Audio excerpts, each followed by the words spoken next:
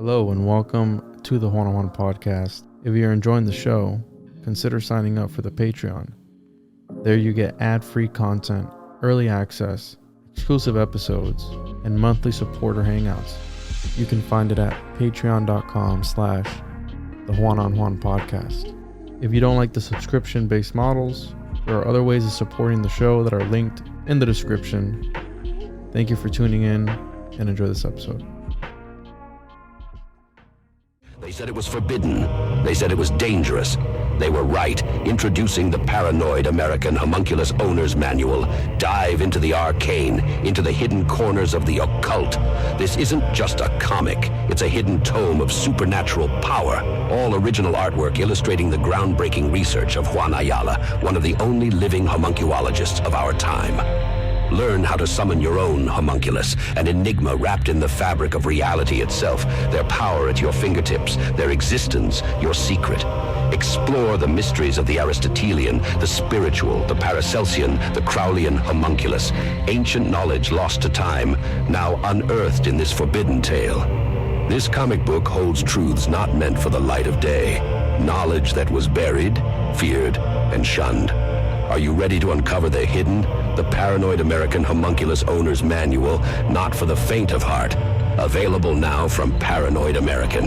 Get your copy at tjojp.com or paranoidamerican.com today.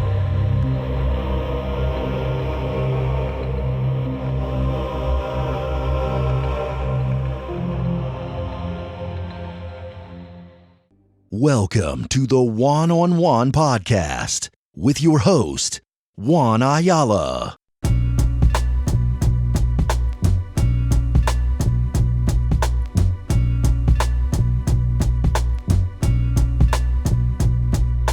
We got to understand, I always tell people, we can't look at it for morality. They're playing characters. Drake is playing the pair.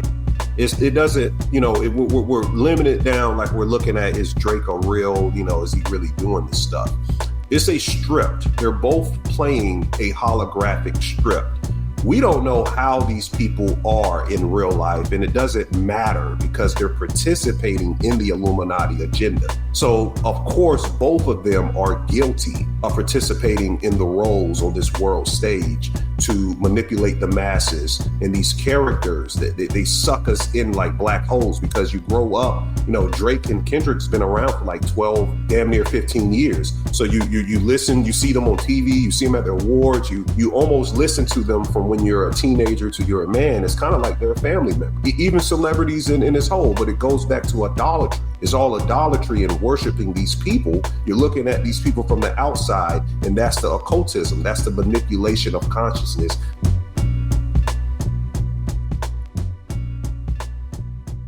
Welcome back to another episode of the One-on-One podcast. I'm your host, as always. Make sure to check out the show, tjojp.com, at the One-on-One podcast on pretty much any platform, and patreon.com/the-one-on-one podcast, all that good stuff. Follow me on Twitch. I've been streaming weekly, doing all that good stuff. And what else? That's about it. If you're catching this on YouTube, I'm going to get dirty today. All right. I'm not going to hold back. It's going to get weird. All right. I got some stuff in my search history I'm not proud of. I had to word it a certain way so it wouldn't get flagged. They're already watching me. But just, this is your heads up. For those watching on YouTube, it's going to be censored. If you can check it out, go check it out on Rumble or wherever else. Check for the link down below if you don't want to. The people listening on the RSS feed, you've been warned. For Ani's people too, you've been warned. I'm gonna go some places, bro. I don't know about you, but I got some stuff that is just weird. Oh, yeah. So what up, Ani? What up? They not like us, bro. What's happening? Definitely not like us.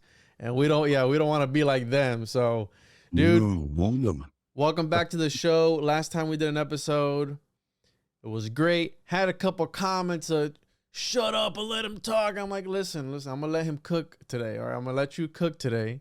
But before we get any further, bro, you want to plug your stuff for the people? Absolutely. You guys can follow me at patreon.com/ facebook.com/THE_spiritual shade room 1.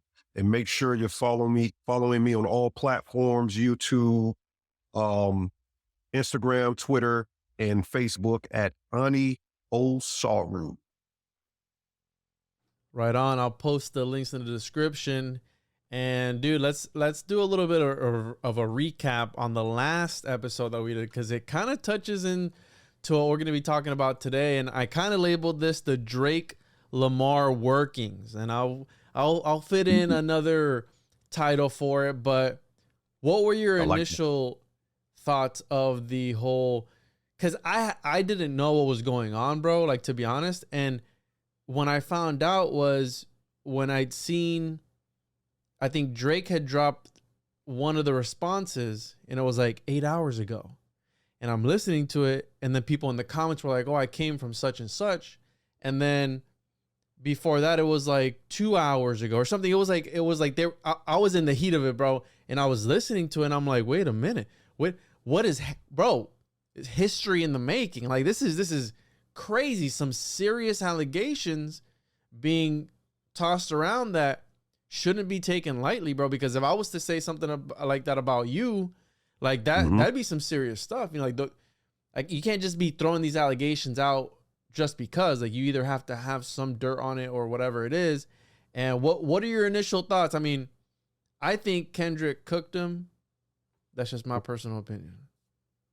Oh man, Kendrick cooked him crazy, yo. And I was surprised too, because I don't really listen to Drake like that. I mean, I have a close friend who's like a Drake stan. So he always playing Drake, asking me why I don't, listen to Drake. I used to listen to Drake like in high school for a little bit, but I don't really like the direction he took with, his music. But Kendrick Lamar, I listened to Kendrick and I listened to J. Cole, and I was just surprised. It was like almost, a free for all battle, a Royal Rumble at first that was set up. And then I was thinking, this is gonna, boil over. They're not gonna really go at each other like that. It's probably gonna be like subliminal disses. And then, everything broke crazy after Drake started attacking Kendrick, and Kendrick came back and hit him with a couple of lefts, hook, then a knockout. And now everything is put on the table to examine. And when it first happened, I didn't have all the information I had today. But as everything matriculated, I think we can put the puzzle pieces together and really look at it, stand back and look at the portrait, for what it is. And it's like these things that have been said for such long times. I mean, the whole Diddy stuff coming out now, where they have the video evidence now of what ended up happening. So Diddy, I mean, he, that guy, obviously we know what he was doing to that. And then when you look into the history of them together, it's like these elites, they are the elites because they're the rich people. They're into weird stuff, right? It gets to a point where you can only have so many women, to then where you got to have some dude, you got to watch your chick get fucked by some dude, because that's how you're going to get off, and that's Diddy territory, bro. I mean, it's literally in the court documents of what he was making her do and all this other stuff, which, again, it can get magical and esoteric and occult and all these different things. And today I want to really break it down from various points of views, right? And for the record, this is for entertainment purposes only. This is all based on true events. The stuff that I'm about to talk about, I don't have any proof that it happened or didn't happen or whatever, but just in case anyone's watching. And on the first episode we did, 201, the Cetus Ritual, Astral Grimoires, and Cosmic Spatial Palaces. At the beginning of that, we covered the art of, I related it to Bad Bunny's Cowboy that he had, and the For the Dogs album cover, which I listened to today, and after today, I'm never listening to Drake ever again, because reading some of these lyrics in hindsight hit differently when you have different eyes to see. Now, I might be reaching for some stuff. We're going to try and decipher some of these things that are being said, and we're going to go there. It's going to get weird, but we talked about, let me pull up my screen here, that allegedly Adonis, Drake's son, had drawn this. Yep. And it's this little weird horned devil looking thing. Okay. And the album is For the Dogs. Mm-hmm. And we related it to Bad Bunny album cover where we had this cowboy looking thing, which with the red eyes, black again.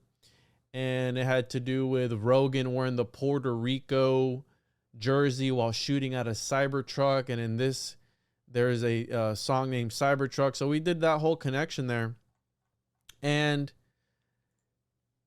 can you give us a breakdown, bro, of how we got here? Because I told you I was kind of confused as to how we got, because when I had first, I started, I think where I jumped in was Meet the Grams. That was the song I started at, and then I worked my way back from there. Yeah. And I didn't know where it had started because it was all just unraveling so quickly.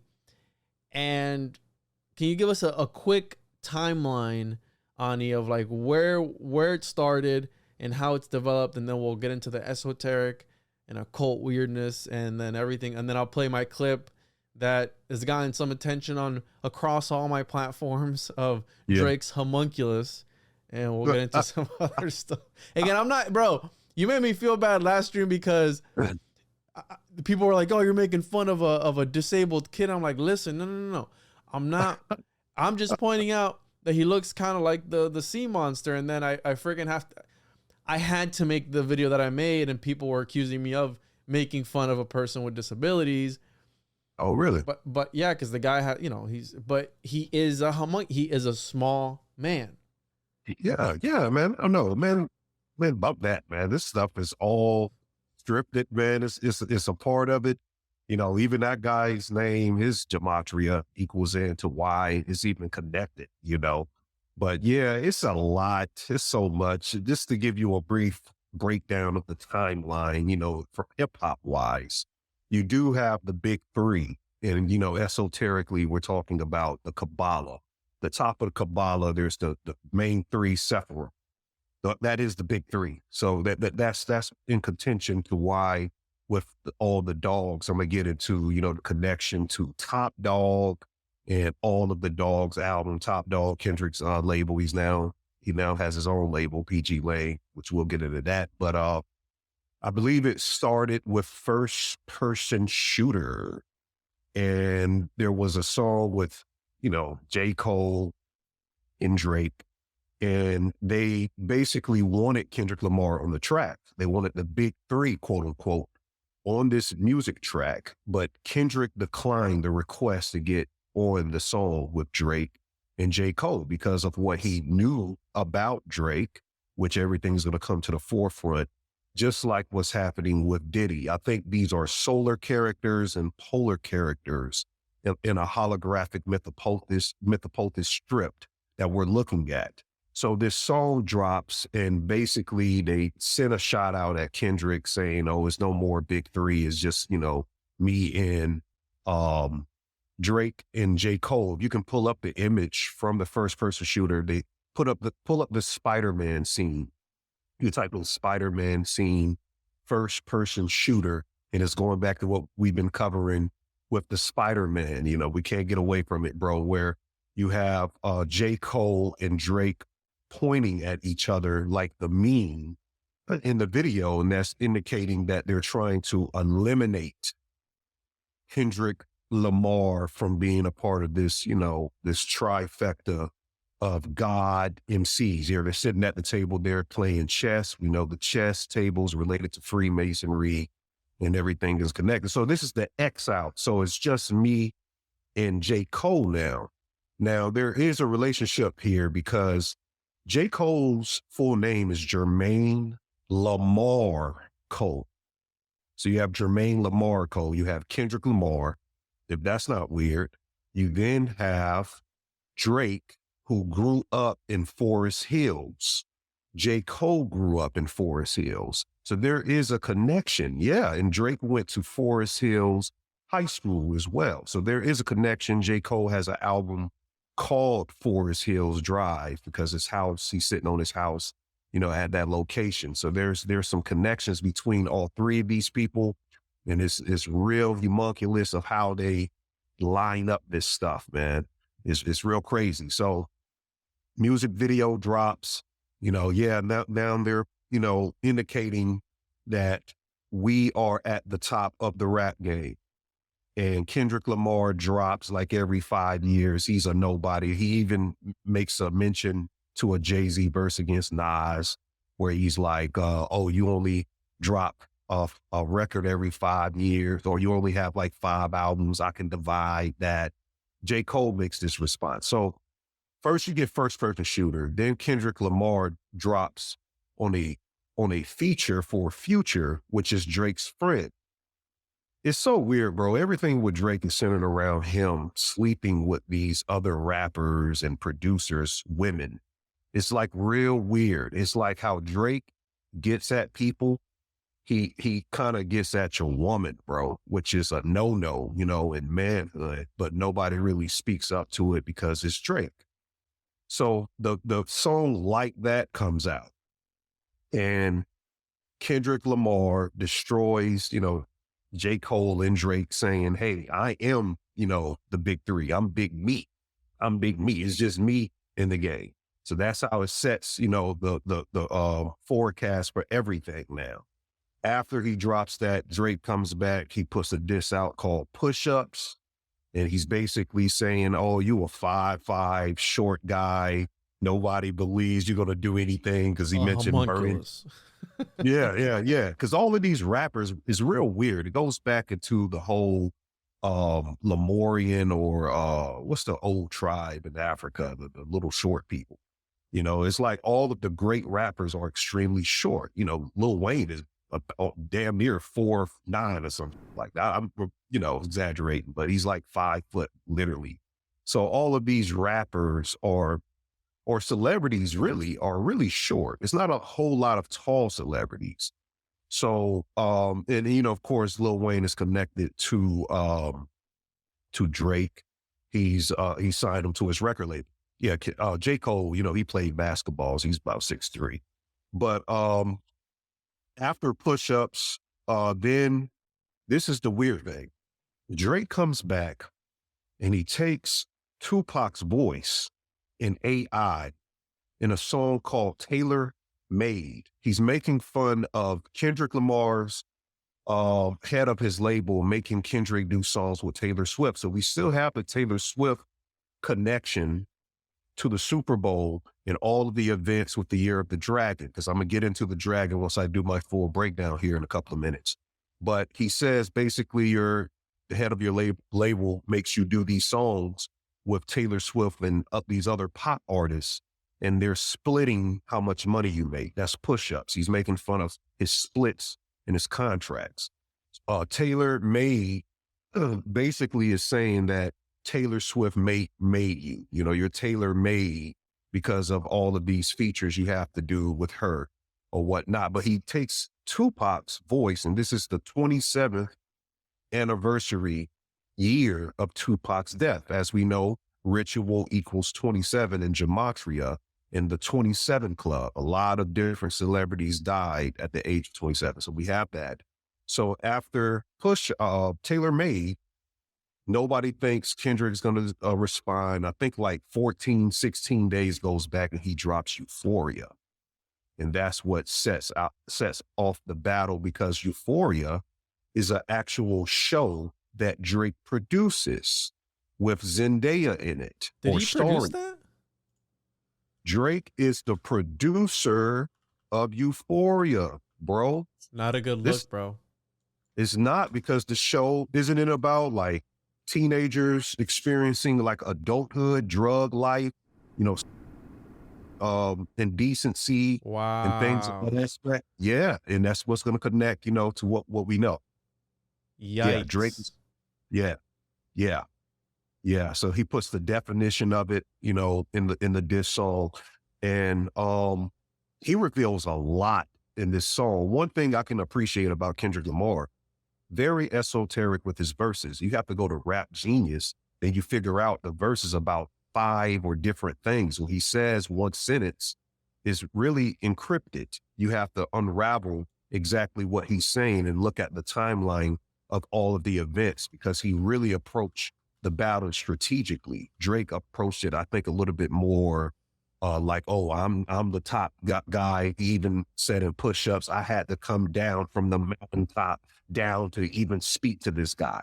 Well, we know that Kendrick, all of these rappers are at the mountaintop. They're at the top of the rap game. They're all rap gods, so to speak. So Euphoria drops. Then basically he makes a reference that Drake isn't a part of American culture. You know, you're a Canadian raised guy. Colonizer, yeah.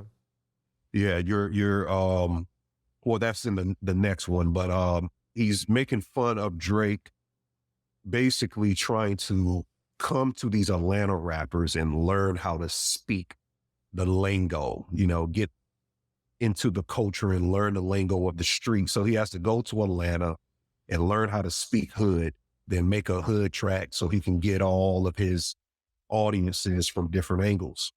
Then next, Kendrick Lamar comes back to back and he drops something called 616. I have to get into that. That song is very, very important to the breakdown. Of course, we know the original number of the beast is 616. A lot of people don't know that. And in Marvel universe, we live in the 616 universe. And there's some biblical verses I'm going to quote in a minute that connects to that as well. And in that track, he's revealing that OVO, the Owl label that Kendrick owns, which is connected to Bohemian Grove, in the Order of the Owls, I'm going to show some stuff connected with that, is basically being ran by Kendrick Lamar behind the scenes. That's basically saying that I have all of the people that you think is on your side feeding me information about how horrible of a person you are. So we have 616. Then Drake comes back out, Family Matters.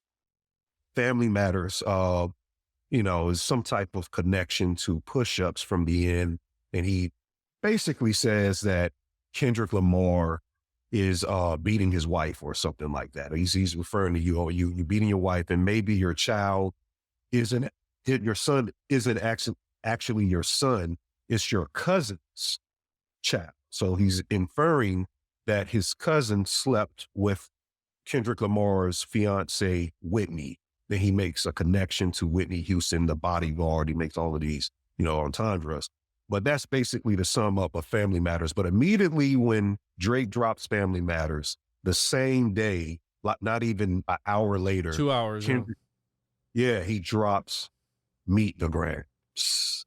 And this is one of the darkest diss songs you could ever hear. He's writing a letter to his family, to his mom, his dad, his son, saying that he has a daughter or a slew of bastard children out here. Kind of like how Zeus is in the Greek mythology. This guy, this big superstar, has all of these children in different places, and we don't know, you know, how many kids he had, because in the previous battle Drake had with Pusha T, it was unveiled that he was going to roll out Adonis to the world with some type of campaign for Nike.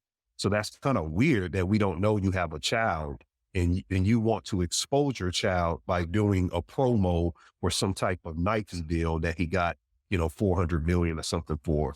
So Pusha T exposed that, and Kendrick's expounding on how he has these bastard children and he hides them. He puts the baby mothers in different places and hides them from the world and stuff like that. So Meet the Grams, very dark. Kendrick, then, Drake comes back and he does this. Did I say? Yeah, I did say 616. So Drake comes back and he puts out the song, The Heart Part 6. Now, if you know Kendrick Lamar's catalog, he always does a heart part 1, part 2, part 3, up to 5 on each of his projects or right before his project. And I think the heart is significant to it all as well. And Drake is basically defending himself because Kendrick Lamar infers that he is, you know, in this track, and he's been molesting women and doing all types of stuff. We got pictures of Drake with all types of little, you know, 16, 17-year-old And after that, no, right before, a matter of fact, I missed the order. Not Like Us dropped. Then he drops The Heart Part 6. We all know what happened on Not Like Us. It's the biggest song in the world. It's the fastest streaming song to reach #1 in hip hop history. So now we have everything in perspective, bro. Yeah, dude. And when I was watching this unfold, I was like, this is wild.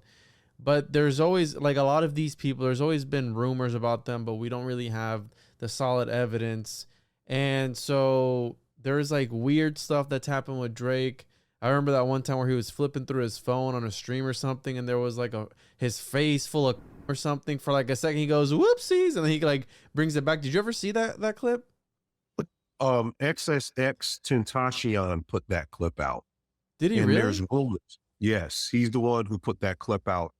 And Drake, there's rumors, real rumors that Drake had XXX Tentacion killed. And there's an interview he did with this DJ Academics guy. Yeah. He's also in, lawsuits and different things about, the great word. So DJ Academics did an interview with XXX Tentacion. And basically X is saying, that Drake wanted to steal his style. So what Drake does, he goes and find talent. He listens to, your style. He takes it and then he puts it out on his album, basically, and he pays you a little small amount, basically to steal a part of your soul. And X said that Drake was trying to kill him. He says this before he gets actually killed, shot in Florida, that Drake stole songs from him and stole a piece of his style. And then people started to line up the comparison of these tracks and these songs that Drake has that's compared to X. And people was like, hey, man, there's some truth to this. So X was exposing Drake and put that clip out and really put it to the forefront of the world that this guy is very, very dark and we don't know what's actually happening in the music industry. So I would go as far to say that some ghost writers are actual ghosts then in some sort of way, like from a different dimension. They're not like us, can be interpreted a whole bunch of different ways. You know what I mean? And yeah, let's jump right into it because I want to start with Euphoria. I have seen the first season of that show. It is about high schoolers, and I won't front. It's a pretty good show. Like it's entertaining.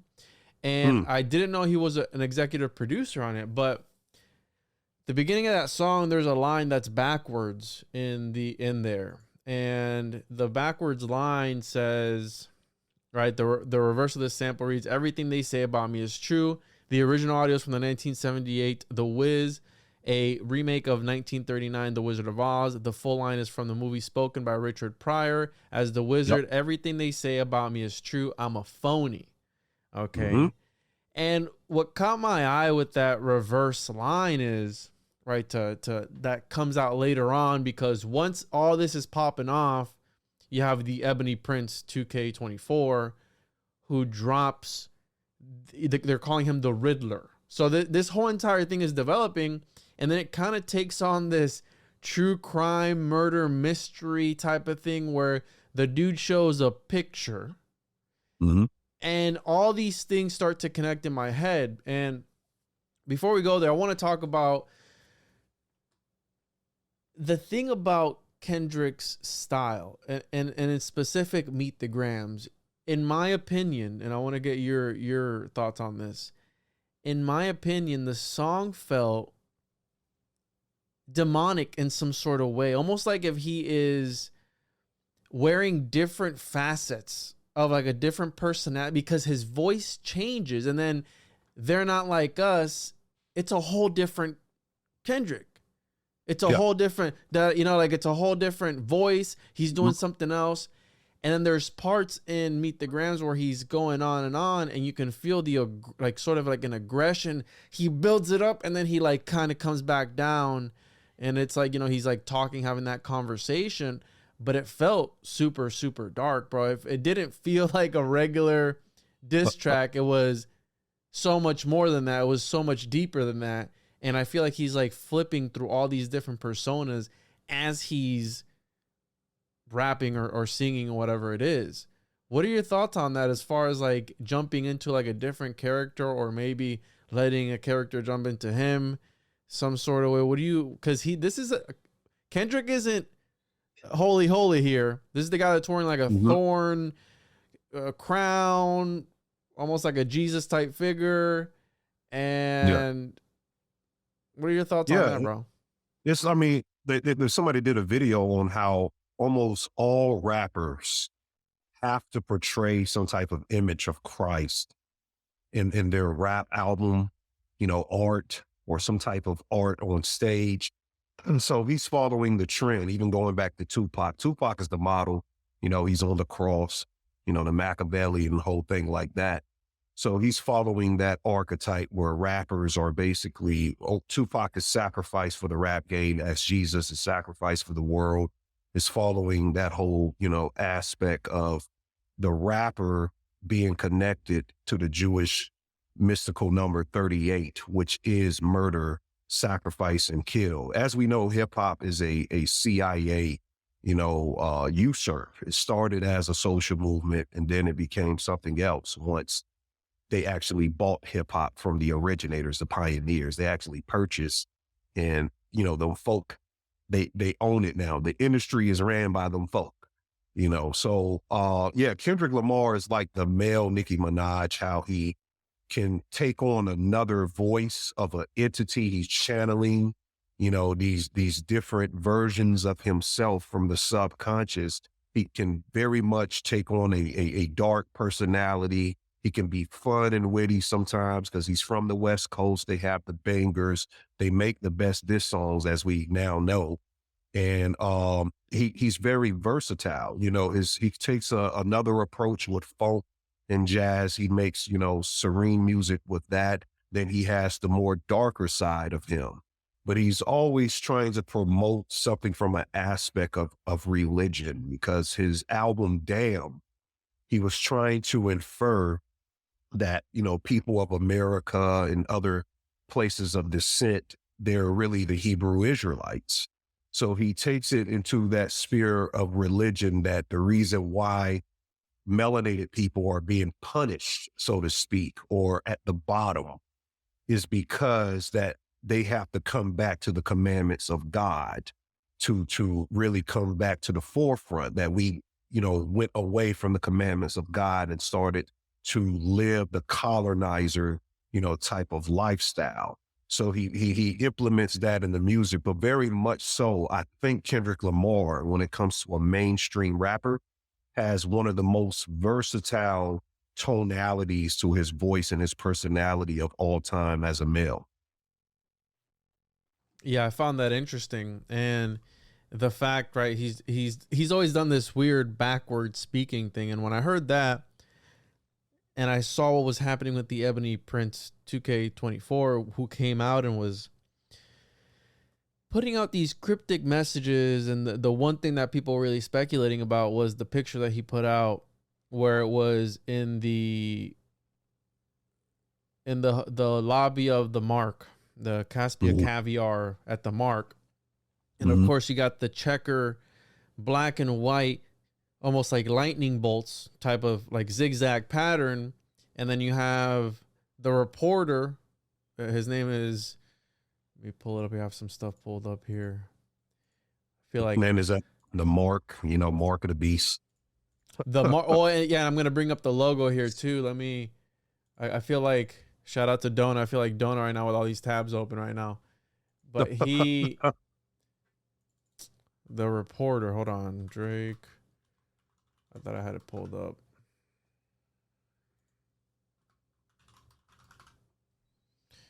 Let's see here. The reporter's name is Christopher Alvarez. And everyone knows who I'm talking about with this guy. And then the picture that came out. Let's play my clip real quick so we can get into that, because when that whole thing started popping off, it started to get weird. And I even had people commenting like, no, I don't believe this. I don't believe this. All feels really off. It feels really weird. And I'm like, that's because it is. I mean, it is weird. And these entire like I said, these artists are into weird stuff. I mean, there's no ifs, ands, or like I said, once you get so many women, there's only so much you can do before you need to step it up. You know what I'm saying? Yeah. So Yeah. let me play this clip here. It's on my Instagram. It's at 53,300 right now. This is just from my Instagram. Okay, let me know if you can hear this. Hold on. Can you hear that? Yeah. Yeah. So I put out this clip, and here to the homunculus, and it starts off with what did Drake do to the homunculus? He's a man. The feud between Kendrick and Drake continues to develop. Some very serious allegations have been thrown around, and it's taken a bizarre turn. Someone being called the Riddler, who goes by the handle Ebony Prince 2K24, posted an ominous picture on X recently. This is a picture of what looks like the inside of the Caviar Caspia, located in the Mark Hotel. Sporting the black and white line pattern, of course, they offer private dining and pride themselves on discretion. The picture has a date and timestamp of January 22nd, 2023 at 3:19. In the picture, we see reporter Christopher Alvarez and two other figures, one of which is speculated to be Drake himself. The picture was accompanied by the following message. To Mr. Aubrey Graham, may this picture help jog your memory as to where you discarded those items. The issue in the photo should jog your memory. Jimmy Brooks would not have been proud of you that night. He is referencing the items that appeared on the cover art for Kendrick's song, Meet the Grahams. Alvarez has come out and confirmed he was indeed with Drake that night, but has denied any of the allegations that have surfaced. What did Drake do? So the allegations, people are like, oh, what are the allegations? Well, the allegations are the main one in the 616 song at the beginning. Some people speculate that that's the sound of a ventilator going off on at the beginning of it. And some people say that he disconnected his ventilator. Other people are saying he got freaky with him. He did something to him. And it was interesting that when this came out, Alvarez puts out a statement, right? And he goes, this academics, right? Christopher Alvarez confirms there was no negative interaction with Drake as claimed by the former hotel worker who runs Ebony Prince 2K24. So he goes on and he goes, yes, I did meet with him that night. I was let in, but then it takes a weird turn because then he goes, growing up in a society that was not meant for me to succeed in, I would never put myself in a position that would further dehumanize the disability community. And he goes, according to the CDC, approximately 80% of women and 30% of men with developmental disabilities have been sexually assaulted. And 1.8 of women with disability have reported rape in the last 12 months. I know the struggle, and to be put in that light has been scary for my other friends in this community, et cetera, et cetera. So there are rumors that the hotel guard was fired for letting me wait inside the hotel instead of leaving me out to freeze. I believe this is true, and I feel bad. So he was let in, and that's where they got that picture. But he puts in this weird statistic of all you had to say was, listen, he didn't do anything to me. But it's almost like you put this in there and you're just adding fuel to the speculation of what he could have done to you. Now, when I saw this, it's got a weird, creepy vibe to it, the whole entire thing, just looking at it. And it's this feels like some sort of thing out of Eyes Wide Shut, some weird ceremony that they might do. Because again, we don't know what happens behind closed doors. Obviously, look at what happened with Diddy. He was beating his wife, making her do all these things behind closed doors, and he was paying people off to keep their mouth shut. So if something's going on with one of the most popular, most successful rappers, or what appears to be, he might be a puppet for these people, but that he's an asset to them. Or we're talking about he's got a $450 million deal with Nike that allegedly they're stepping in because they're like, hey, these allegations towards you are affecting our business. You guys need to cut it out. And there was some leaked emails from the UMG group and all these different things that they talked about. That some people said that they were fake. Other people said that they weren't, telling them hey, knock it off. Don't mention the names anymore. because you're affecting our business. The collab that Drake did with Nike, I guess, flopped. So they dropped some shoes, and the shoes didn't sell out how they had before because people are kind of shitting on Drake. Like, it feels like Drake, all these, he's a meme. You know what I'm saying? Like, he's a meme. People make fun of him, and he's the kind of guy who, you know, shuts the door with his hip. That kind of guy. You know, he paints his nails. He's kind of he's kind of weird, bro. You know what I'm saying? Like, yeah. Listen, he's definitely zesty. If you like, listen, if you're like, I don't care, you know, like that's fine. You like what you like, but I'm just pointing out that he's kind of fruity. You know what I'm saying? Like, he's kind of, and it kind of sort of plays into that agenda of wanting to feminize, you know, today's society and today's men, of like, hey, it's okay to paint your nails a little bit. It's okay to be a little sometimes, you know what I'm saying? Like, it's like, and it feels like, because Kendrick talked about leaking, you know, we talked about the Cthulhu last episode. Yeah. Drake got that thing on him, bro. Drake leaked that video, and he's jerking his Cthulhu out there. And Kendrick was like, they leak videos to further their agenda. Like, wait, what, bro? It's crazy. Like, going back to the percentage, 38%, said 1.8%. As I said before, we're going to go back to the beginning of when we started this video. Rapper equals 38. 38 equals murder. 18 days before Drake's birthday, he drops the album For All the Dogs. You know, 1.8, the percentage he says. 18 is connected. It's 18 days before his birthday. For All the Dogs in Gematria, it equals 61. Jesus equals 61. 61 is a prominent number in Gematria, but guess what? 61 is the 18th prime number. So it still goes back to 18. You see what I'm saying? And the thing that's connected with it all, Christopher Alvarez. 18 you know, is 666, isn't it? 6 plus 6 plus 6 is 18. Yeah. And he's the sixth god, and every time they go 666, like, they always like, yeah. Yeah, he's the sixth god, and it's also connected to Draco, you know, the dragon.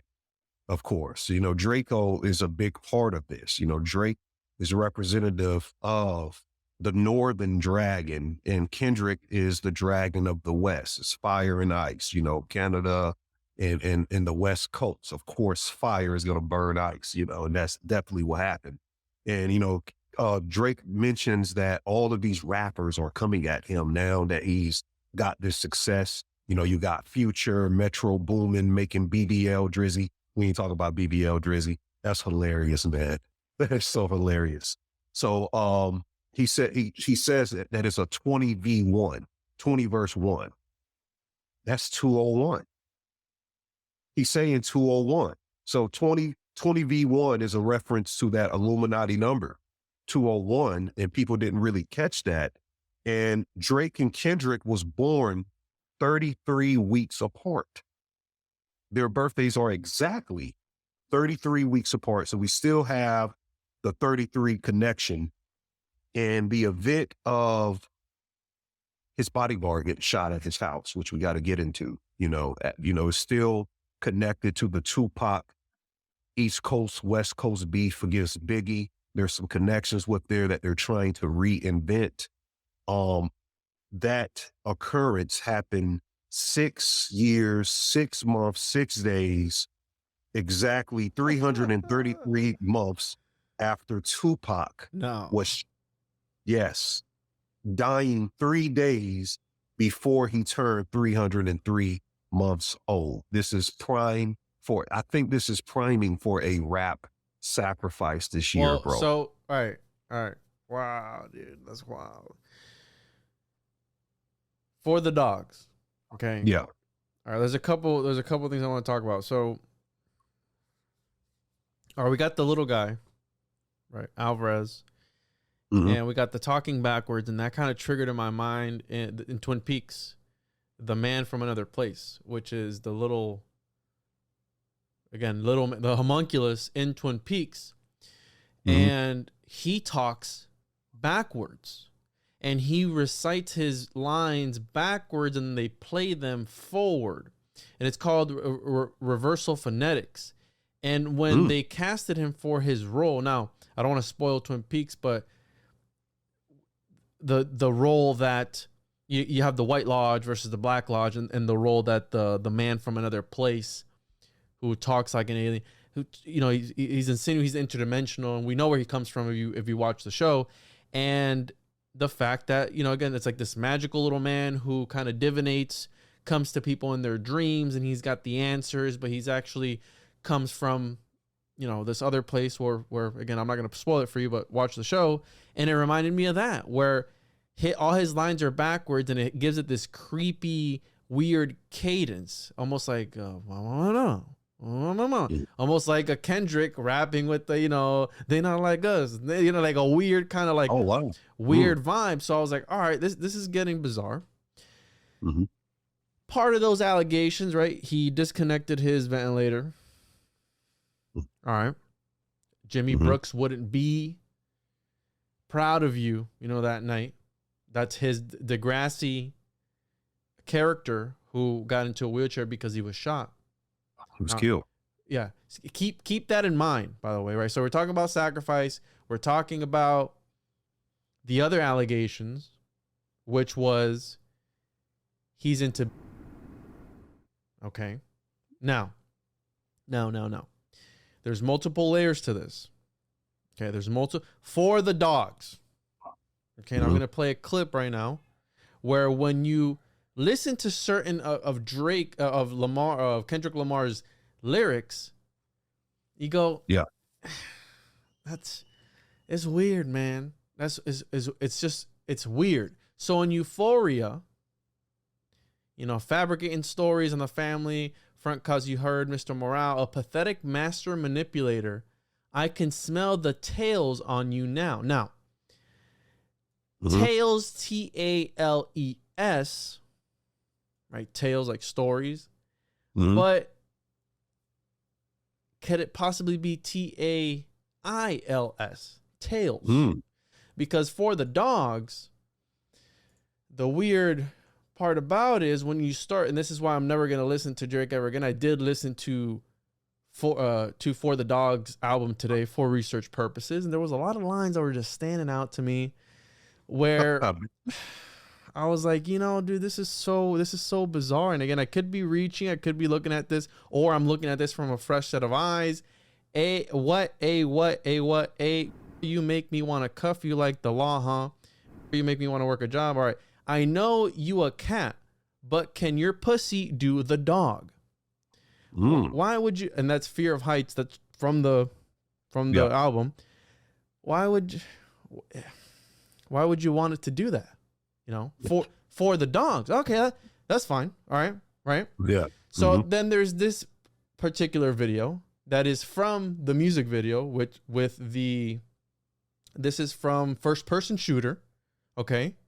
With where he's with J. Cole and the Spider-Man stuff, which I did an episode on these spider gods and how Spider-Man is Freemasonic and you've got all these different symbols.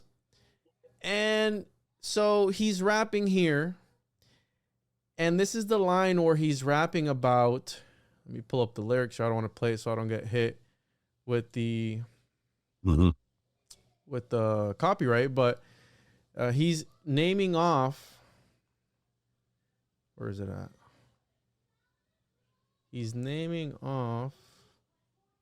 All right, so this is the scene where I just pulled it up. I search one name and end up seeing 20 tings. Nadine, Christine, Justine, which I'll play it here. So, and he goes, right, so all the dogs have different names, right? And he's like, right, you know, Nadine, Christine, da. And then the dog, of course, hits the 6, right? They go up to the 6th floor because he's the 6th god.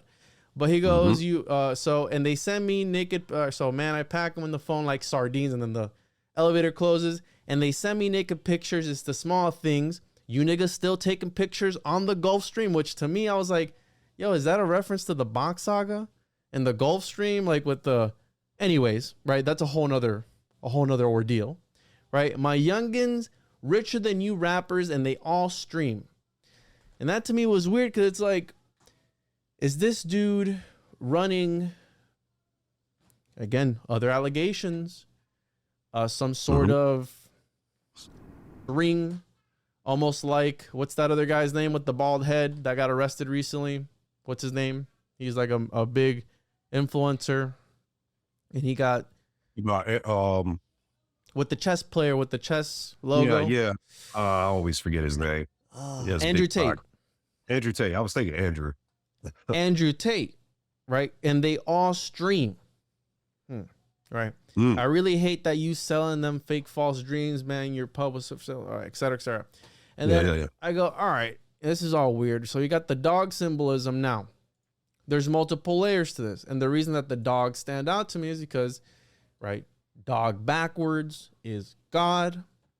Yep. I'm not saying that God, and then this relates into the super void that we talked about last episode. Right. That is where near the dog star, Canis Major, Canis Minor for the dogs. Now, the interesting part about the dog is that you need the biggest dog. We know Drake has a huge to create a homunculus. All right. Now, big talk. Yeah. That's following the Grimoire. So I was like, all right, I'm listening to the song. And then at the end, it goes, beat it, what, beat it, what, beat it, what, beat it. You need to beat the cow carcass with the dog. Okay. And he's insinuating about having dogs that send him pictures. Now, it sounds crazy. I know how it sounds. It sounds wild. Yeah. Maybe the dogs are a cover for underage women, people, included, anyone included. You know what I'm saying? Like that could be a front for that. Or because there was some audio that came out, allegedly, of Drake doing some freaky deaky with his dog. And then it doesn't help the fact that he made a fan dress up as his dog and go on stage with him. Oh, wow. I didn't even see that. Drake really got a fan to wear this dog costume for his show, and he made the fan go on stage with him. So, what are you doing, dog? That's esoteric, bro. Definitely is connected to what you're saying, because another woman came out that's in the camp of OVO, or she's not in the camp. What she helps do is when Drake comes to a different town, she gets the most beautiful women gathered in that town that's coming to his concerts or whatnot. And they basically pick or have a contest between the women of who's going to sleep with Drake and his OVO Padres. So there's like a Tinder, underground Tinder type thing going on, but it's more, like some secret society type thing. Like you have to go through these initiations to have, I'm not done, Ani. Oh, okay. So let's get into the murder aspect of it. You mentioned sacrifice, which piqued my interest because we have all these words matching up, the 18, everything else. We have Drake having this guy dressing him up as a dog, which doesn't help the cause. Again, it's not helping the, what it looks like. So we know dogs are, and I'm probably gonna have to censor that. I might not have to censor that meat out, but I'll censor it just in case. But here, I'll take this off real quick. But let's say it is physical. Let's say it is a physical thing, right? You're talking about an initiation to be able to sleep with him. We know that Epstein wanted to impregnate 20 women in his Zorro Ranch and do all that weird. So we know they're into all that weird stuff. Right. Dog meat, right, is historically human consumption of dog meat has been recorded in many parts of the world. We know that there, and it's funny because my son yesterday was asking me, he was like, do people eat, I forgot what he was asking me, but he's like, do people eat this? And I'm like, yeah, people eat that.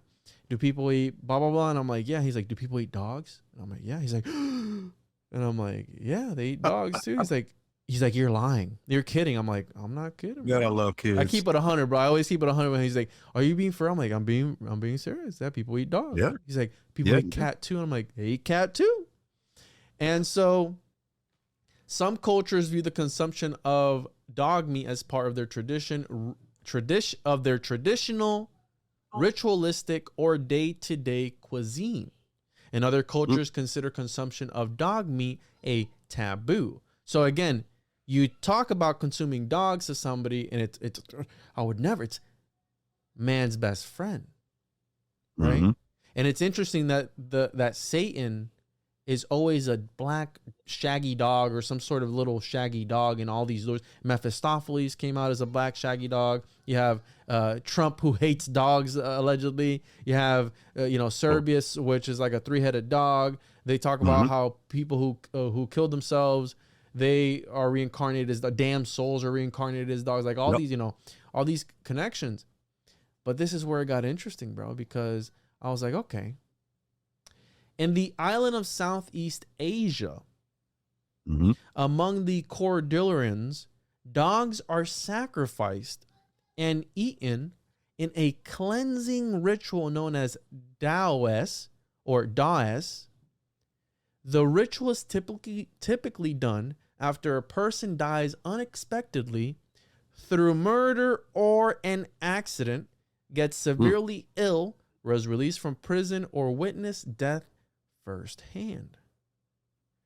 Cordillerans believe that dogs have one of the purest souls among animals, comparable to humans, and thus they are the most appealing to the ancestor spirits. The dog soul is sent as a messenger to the world by a shaman, which is believed to cleanse the minds of participants of images of death and evil spirits.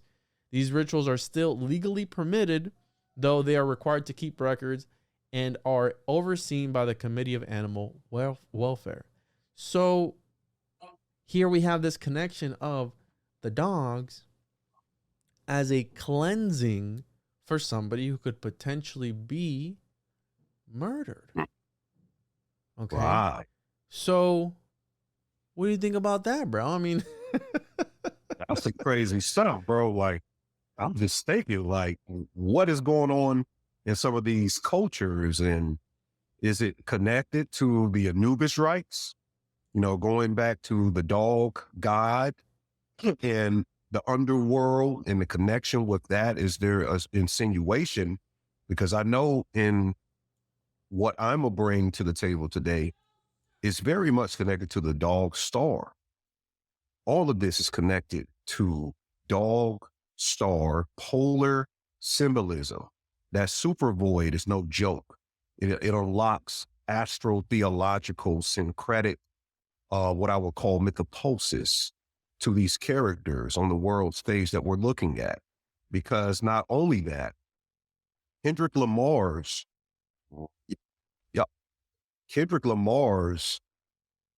record label, not the one he has now that he owns. He just got that a couple of years ago. His original record label is called Top Dog. It's called Top Dog. And the name of the guy who owns that record label, his name is Top Dog. So when he says top, who they think they playing with? Who do they think they playing with? He's referring to the guy who owns the label, but the top dog is the dog star, in reference of that. So there is some very much things connected, but getting into, the culture of eating dogs and all of that, I think it can play a part to what the bigger picture is in the darker sides of what these artists are involving themselves with, because people who own these labels, they are the Black Lodge. They're the ones who's initiating in all of these rituals and making contact with ultra-terrestrial entities to manipulate the world. now we're cooking with gas. That's right. Yeah, we're cooking now. Yeah. So I just had Alan H. Greenfield on, and he just broke down the whole Black Lodge secret chiefs day. And I didn't know how deep it goes, bro. But it's very connected between, why we don't understand how some of these things line up. We are looking at a black magic ritual constantly, even with these artists. What I'm about to line up, I meant to add this in. The name of the person is Ebony Prince 2K24. Yeah, the Riddler. Yep. Blow your mind. Drake is impersonating Michael Jackson. That's all the connections when you said the Beat It thing with the dogs. Michael Jackson said Beat It. And he's, I got some pictures showing in a second connected with that. But Kendrick says in the diss track on Like That, that Prince outlived Michael Jackson. So he's referring to Prince. Kendrick Lamar actually did a song with Prince on stage at Paisley Park that I'm going to break down. But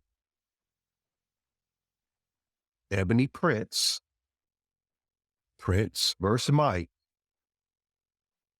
Drake is signed, or Drake was discovered and signed to a person named Jay Prince. And Michael Jackson's son name is Prince. And we all know who the Prince connection is, the Prince, of air, Lucifer, because person who owns all of this, his name is Lucian. And I know people have been waiting on us to say that. Lucian Grainge, I was looking into his story. He grew up under the Queen. I didn't even know that. He grew up under Queen Elizabeth, one of her schools. So he was real close with her. And then they send these kids out, sort of like the X-Men from this school of gifted, children that we give all the secrets to. And then they start owning parts of the world, stuff like that. And he partnered with UMG, EMI. This guy owns the record label. It's even quoted that he made the last business deal of the music business of all time. It's quoted of saying that. This guy, Lucian Grainge, is serious business right now. And it's interesting because Terrence Howard just did the interview on Joe Rogan, and in the show Empire, he played a owner of a record label, a big record label, and his name is Lucius. And Lucius Trust is that the Lucifer, the people who openly worship Lucifer at I think it's at the United Nations building where they have that altar. You know what I'm talking about? Lucius Trust? Yeah, right. I just saw a crazy connection that statue of Lucifer with the 7-pointed crown. He has chains on his foot. And if you go to New York, the Statue of Liberty has the 7-pointed crown. It has chains, and Lucifer is eating this apple, and they call New York the Big Apple. It's the Big Apple. So is the Statue of Liberty Lucifer or Satan itself? And why is it that in I Am Legend, that was New York, right? With Will Smith? And we know what the apple has, right? The Illuminati worms that we've always been talking about. And maybe that's why it's like at the epicenter of a lot of these zombie type of infection movies type of thing, where it's like, it's always the center, like these big cities. And like New York is the archetype of like a big city, right? It's like everyone wants to go to New York, even though it's a hole, but people still want to go there for whatever reason. It's so beautiful. No, it's not. You got people shitting in the streets and pissing everywhere, and it's like, it's horrible. So yeah, right. Dude, absolutely. Man, this stuff is crazy, bro. Let me show you some things so we can get into the meat of it. You want me to bring real up quick your screen? Yeah, bring it up also, real quick, brother. To add another Twin Peaks reference, right? They're not like us, can also be taken as, right? In Twin Peaks, the owls are not what they seem. So, and then we know what the owl, OVOXO, we know what the owl is, right? And then I got some other stuff here too that we can get into. But again, the owls are not what they seem. They might be Nephilim, bro, and they might not be like us because they're doing some other heinous behind closed doors, which is what I'm getting at with all this dog stuff. And it's dark, bro. It's dark. Yeah, they definitely are doing initiation rites. It makes complete sense to why the iconography, the archetypical perception of what they wear to different events. It all lines up. Just like what you said with Drake painting his nails. I didn't see rappers doing that until about 3 or 4 years ago. It's like him and Playboy Cardi and NBA Young is promoting this. And I think it's important to promote that so the next generation of these that's coming up can feel it's okay to be, like what you said, a little bit zesty. And that's going to create the archetype of this new rapper that is basically bi, or what you would call hermaphroditic, and I think that's the degradation that they're looking for, is the end of hip hop having a bunch of hermaphroditic rappers, so to speak. But can you see my screen here? Yeah, I can see it. All right. So yeah, as I said before, top dog, ENT, Drake, for all the dogs. That's self-explanatory. It's the dog star, the eastern star, the brightest star in the sky. Our sun's binary star is actually the twin of our sun, but Sirius is a bigger sun that our sun circles around, and it's near Draco, it's near the super void and everything that I spoke of, because everything goes back to the dragon, as I said. But some other interesting things, it's not popping up, but it's fine. I don't have to play the video because I have the picture that Drake had his hologram hand him a book on stage. So this is promoting, because Tupac was the first rapper to be a hologram, at Coachella. And I don't know how they did it, but they actually had a younger version of himself hand him his journal, his old rhyme book, for a performance that he did, I think like last year. That might have been that might have been real magic, because you know how like some of these voodoo rituals, they do, like they'll shoot themselves in the head or they'll do some crazy and it's because the demons or the entities let them do whatever they want for that point in time, so they don't feel any pain, or they don't feel, and they'll be doing some wild stuff like during these, again, no disrespect, but what I'm saying, like the what I'm talking about, where they do all this crazy stuff in front of people. And this might have been one of those examples where they do it for real. Hey, but it's a hologram, it's special effects, nobody thinks anything of it. But in that show 30 coins, one of the things that they do is they get a book from another dimension, from this mirror. They see it in the mirror, but they can't see it in real life. And then the figures out how to grab it from the table in the other realm, and they're able to bring that book over. And the book is like this the book is the Gospel of Judas. So it's all about Judas and the 30 coins of silver that he gave up for, Jesus. And so it's like the Gospel of Judas, and they start reading and they like go down this entire rabbit hole. It's a crazy show. But yeah, it reminds me of that, where like this other entity gives you this knowledge. And I've heard of people, bro, that, it's the same thing as channeled books. And even my friend Tony Merkel said he had somebody on who allegedly they have a book that they got from another dimension. Like it fell through a portal or something like that. And they have the physical book. Like, I don't know what else happened with that, but they have the book, bro. They got it. Yeah, I believe it. I believe that the rap journal is a grimoire.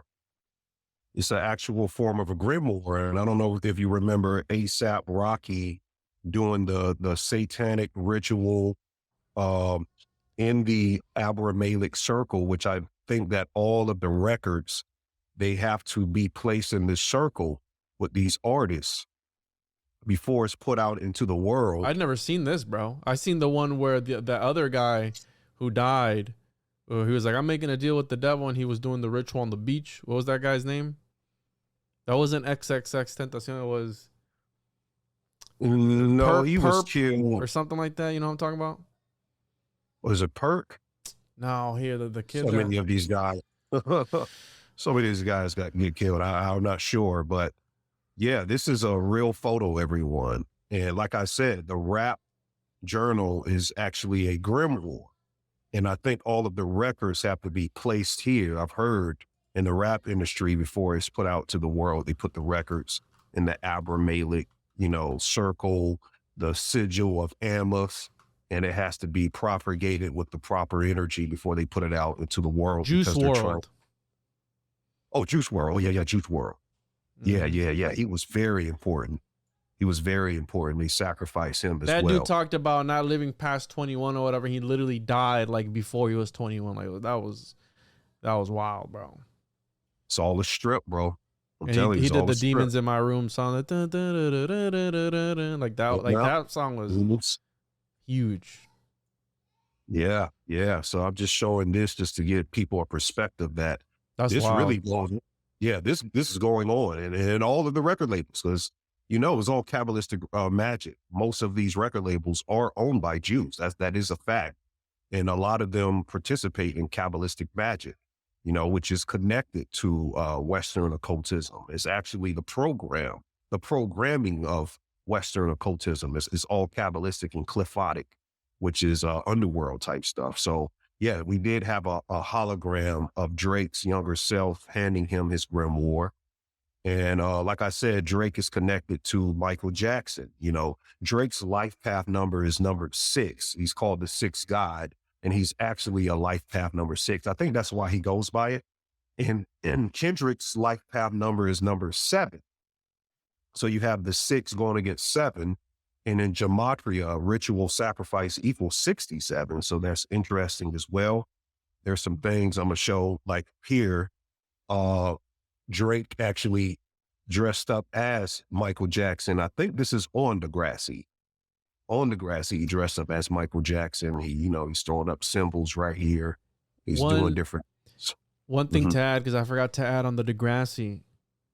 One of the cast members that was on there when Drake was on there went to jail for was accused. No. Yeah, they had CP, right? They had that, and they had videos of them getting freaky with animals too. So included in there, and he was on the cast of Degrassi. Now it was a minor character, but they not like us. He's going in and talking about how a lot of his crew are registered offenders. They got what do you call it? Funny crimes or a funny wreck or whatever it is. Yeah. And like, why is he still around? Yeah, Baca has a weird case. Why is he around? They got weird case. They're weirdos, bro. They're weirdos, dog. Like they're sick. You know what I'm saying? No, he really was caught for humans. Really? That's the actual case. Yeah, it's even beyond pedophilia. He was humans. He was women and stuff. So his whole crew, OVO, is, I don't know what's up with this OVO thing. Is very, very sinister. What's surrounded with that. And they're in a beef with the Weeknd's label right now, XO.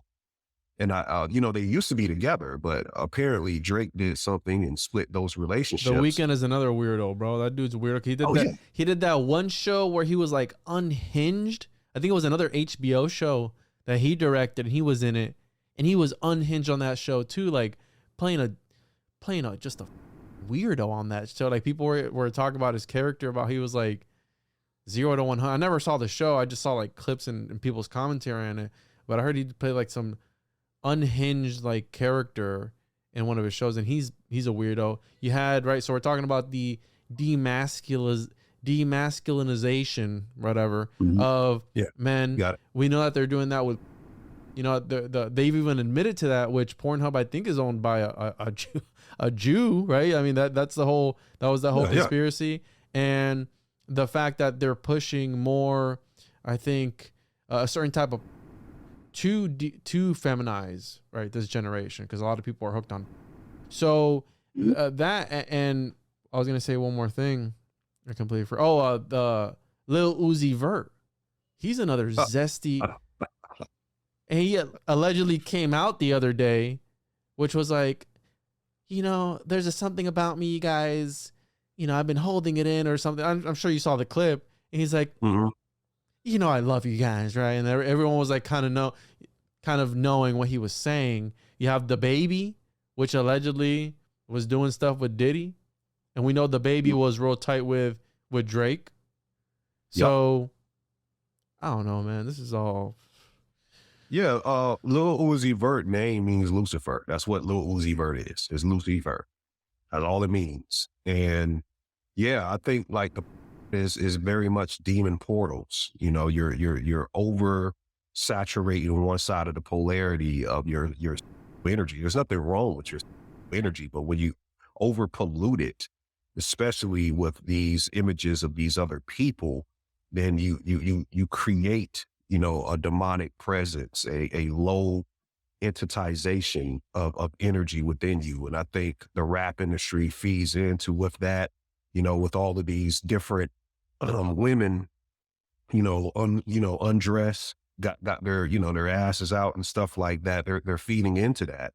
And it's a part of a CIA operation. And also, you know, BlackRock, what's the other big company? Vanguard? BlackRock. Vanguard, Vanguard and BlackRock. There's reports and there's really some evidence that they invested into the hip hop industry to further fund the private prison pipeline. Wow. With all of these prisons. Yeah, there's documents, actual documents I can show on that. So it all ties into each other. It's all programming. But yeah, so yeah, Drake is portraying the archetype Michael Jackson. Kendrick is portraying the archetype of Prince. They even say he has his hair, you know, to reminisce of Prince. He even said it in a song, "My hair down, Prince lived through me. I am Prince." And you remember what I referenced earlier of creating the hermaphroditic rapper. Prince was a hermaphroditic person, archetype. You know, he wore, you know, heels, you know. Was he gay? He didn't. No, not at all. But he was I don't know what zesty. he did behind the scenes. I don't know what he did. I don't know him as a person, but he had several, he was in relationships with several women and had children. So I don't know what he does behind the scenes. These artists are weird, but Yeah. I think the promotion is what you're saying. It's a zesty archetype. It's a you know, a hermaphroditic character, so to speak, you know. So he's channeling Prince and Drake is channeling Michael Jackson. Now, if you going back to Michael Jackson, you have to understand that Drake is the dragon, Draco. And biblically, Michael slays the dragon in Revelation. You get that. So it's about Michael slaying the dragon, you know, and like I said earlier, Kendrick is playing the archetype of Prince, and Prince and Michael Jackson died. Well, Prince died at 57, which is important because in Gematria, Kendrick Lamar and Aubrey Graham both equal 57 in the main cipher. Both of their names equal 57. Prince died at 57. And both Michael Jackson and Prince were born in 1958. Freemasonry equals 58 in Gematria. Now, check this out. Prince and Michael Jackson would be 66 years old this year in 2024. There's 66 books in the Bible. There's 66 books in the Bible, and all of these rappers are Jesuit Black Lodge, you know, puppets.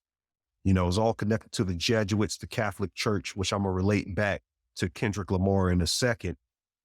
But Kendrick performed with Prince 10 years ago at Paisley Park, 2014, a song called What's My Name. And also going back, speaking of Prince, Drake was put on into the rap industry by Jay Prince's son. And then Jay Prince signed him to Rap a Lot. And, you know, Jay Prince out of Houston, there was a lot of Houston rituals in the last couple of years. And so you have Prince, Jay Prince, and Michael Jackson's son name is Prince Jackson. And as you said before, Ebony Prince, who K24. It's just a lot of Prince connections. I think that plays into the Lucifer thing. This is Drake with Jay Prince right here.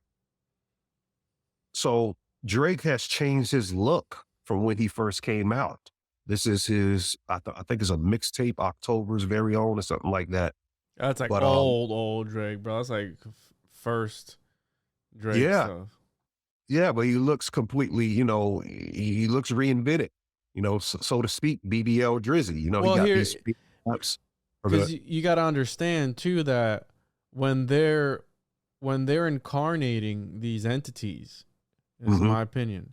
This is you can read about this in Crowley's Moonchild, where when she's carrying the spirit of I forget which entity. I think it's not Aphrodite. It's some Athena or some goddess, right? She's carrying that entity.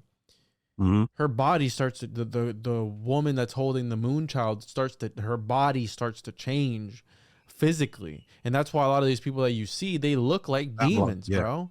They look demonic. Look at like any Rothschild. Look at the king, whatever his name is, King Charles. Whatever. He looks demonic with his little sausage hands. Like they start to, and again, that's the whole idea of the formula for the Illuminati to make an undetectable mind control slave, to where they're fragments, they're alters of the same person, and they just go, and that's why they're featured. Like that movie, we're talking about getting into character. That one movie where the character literally changes his bone structure. It's a Marvel movie. You know which one I'm talking about, where it's with, is it called Alter? Let me see, Alter. It's Alter. Is it Alter? So not Alter Ego, where he's like, who is that? It's Patricia. That freaking, that whole meme. I don't recall that one. Patricia. Here, I'll find it here in a second. So it's this movie Split. So have you ever seen that movie Split? Yeah. Okay, I know you're talking about now. That character, when he's got all these different personalities inside of him, and he's jumping from one to one, and they changes his body, and in one of them he's like a feminine, but like super straight, because he's a woman, he's playing a woman, but he's still a man. And I think that's what the whole Baphomet agenda and all that is. It's about having these two polarities within you, and sometimes one shines more than the other. And I mean, everyone, BBL Drizzy, bro. That was the funniest thing ever, man. That was the funniest thing ever. That's the one that's gonna got them cheeks. He made some type of comment about it too. Drake he said, "Why are you up?" Yeah. He was like, "Why are you looking at my ass, Metro Boomin?" But yeah, it's just crazy because it's mental alchemy when you're referencing Split in these different artists. It's all mental alchemy. It's a transmutation, because in these Black Lodge rituals, they have to do the most obscene thing that's inhuman to make contact with the ultra-terrestrial archons. That is the Black Lodge. So for them to make contact, that's why they're doing stuff with and blood and all of this type of stuff, is because they have to do the most thing that's opposite from human to reach these certain dimensions. Breaking the taboo. The breaking of the taboo is what does the rest. Like there's something, there was a wording about it. And real quick before you get any further, because you mentioned Masonry, I came across, again, look at Drake's dad, bro. I mean, this dude has seen some, like you can tell this dude, and there's that video of him hugging up on some chick where it was like, when you're invited to Drake's party, but instead you get Dennis, and his dad being a real creep, like grinding on this chick, like trying to kiss up on her and stuff like that. So it's like, he obviously does, he benefits off of having Drake as a son, right? Oh, it's bigger than that. You won't even believe this. I was about to show another slide, but Drake's grandfather is the father of AIDS. Did you know that? The father of AIDS? Yes, his name is Robert Sher. He's the father of AIDS of Africa. That's his title. His title is the father of AIDS. Yeah, you can look it up. So basically his father was some type of researcher in AIDS or something like that. He was going on, all of these AIDS victims, and he was like doing some type of work in South Africa of research in AIDS, and he got the title of the father of AIDS. His name is Robert Sher. And Drake made a club to commemorate his grandfather a couple of years ago called the Sher Club. That's his patrilineal name on his father's side. Wow, dude. His mother's side. Yes. That's wild, dude. Yeah. So I stumbled across this. I was like trying to look at to see if there was like a Freemasonic connection with Drake. You know, we got the owl, Bohemian Grove. The owls aren't what they seem. You're talking about like obscene rituals and rites where they're doing stuff to get in contact with extraterrestrials. Ultra-terrestrials are probably getting cummed on, you know, by 100 dudes in a coffin in some Yale crypt somewhere, you know, like they're doing some obscene, heinous. And Drake's dad reports disturbing phone calls. Police launch investigation. Now, this is from 7/14/23. But what stood out to me, and this is the only information there is, Drake's dad is apparently dealing with a scary situation at home. Police say they responded to Dennis Graham's place after he got some odd and disturbing phone calls late at night.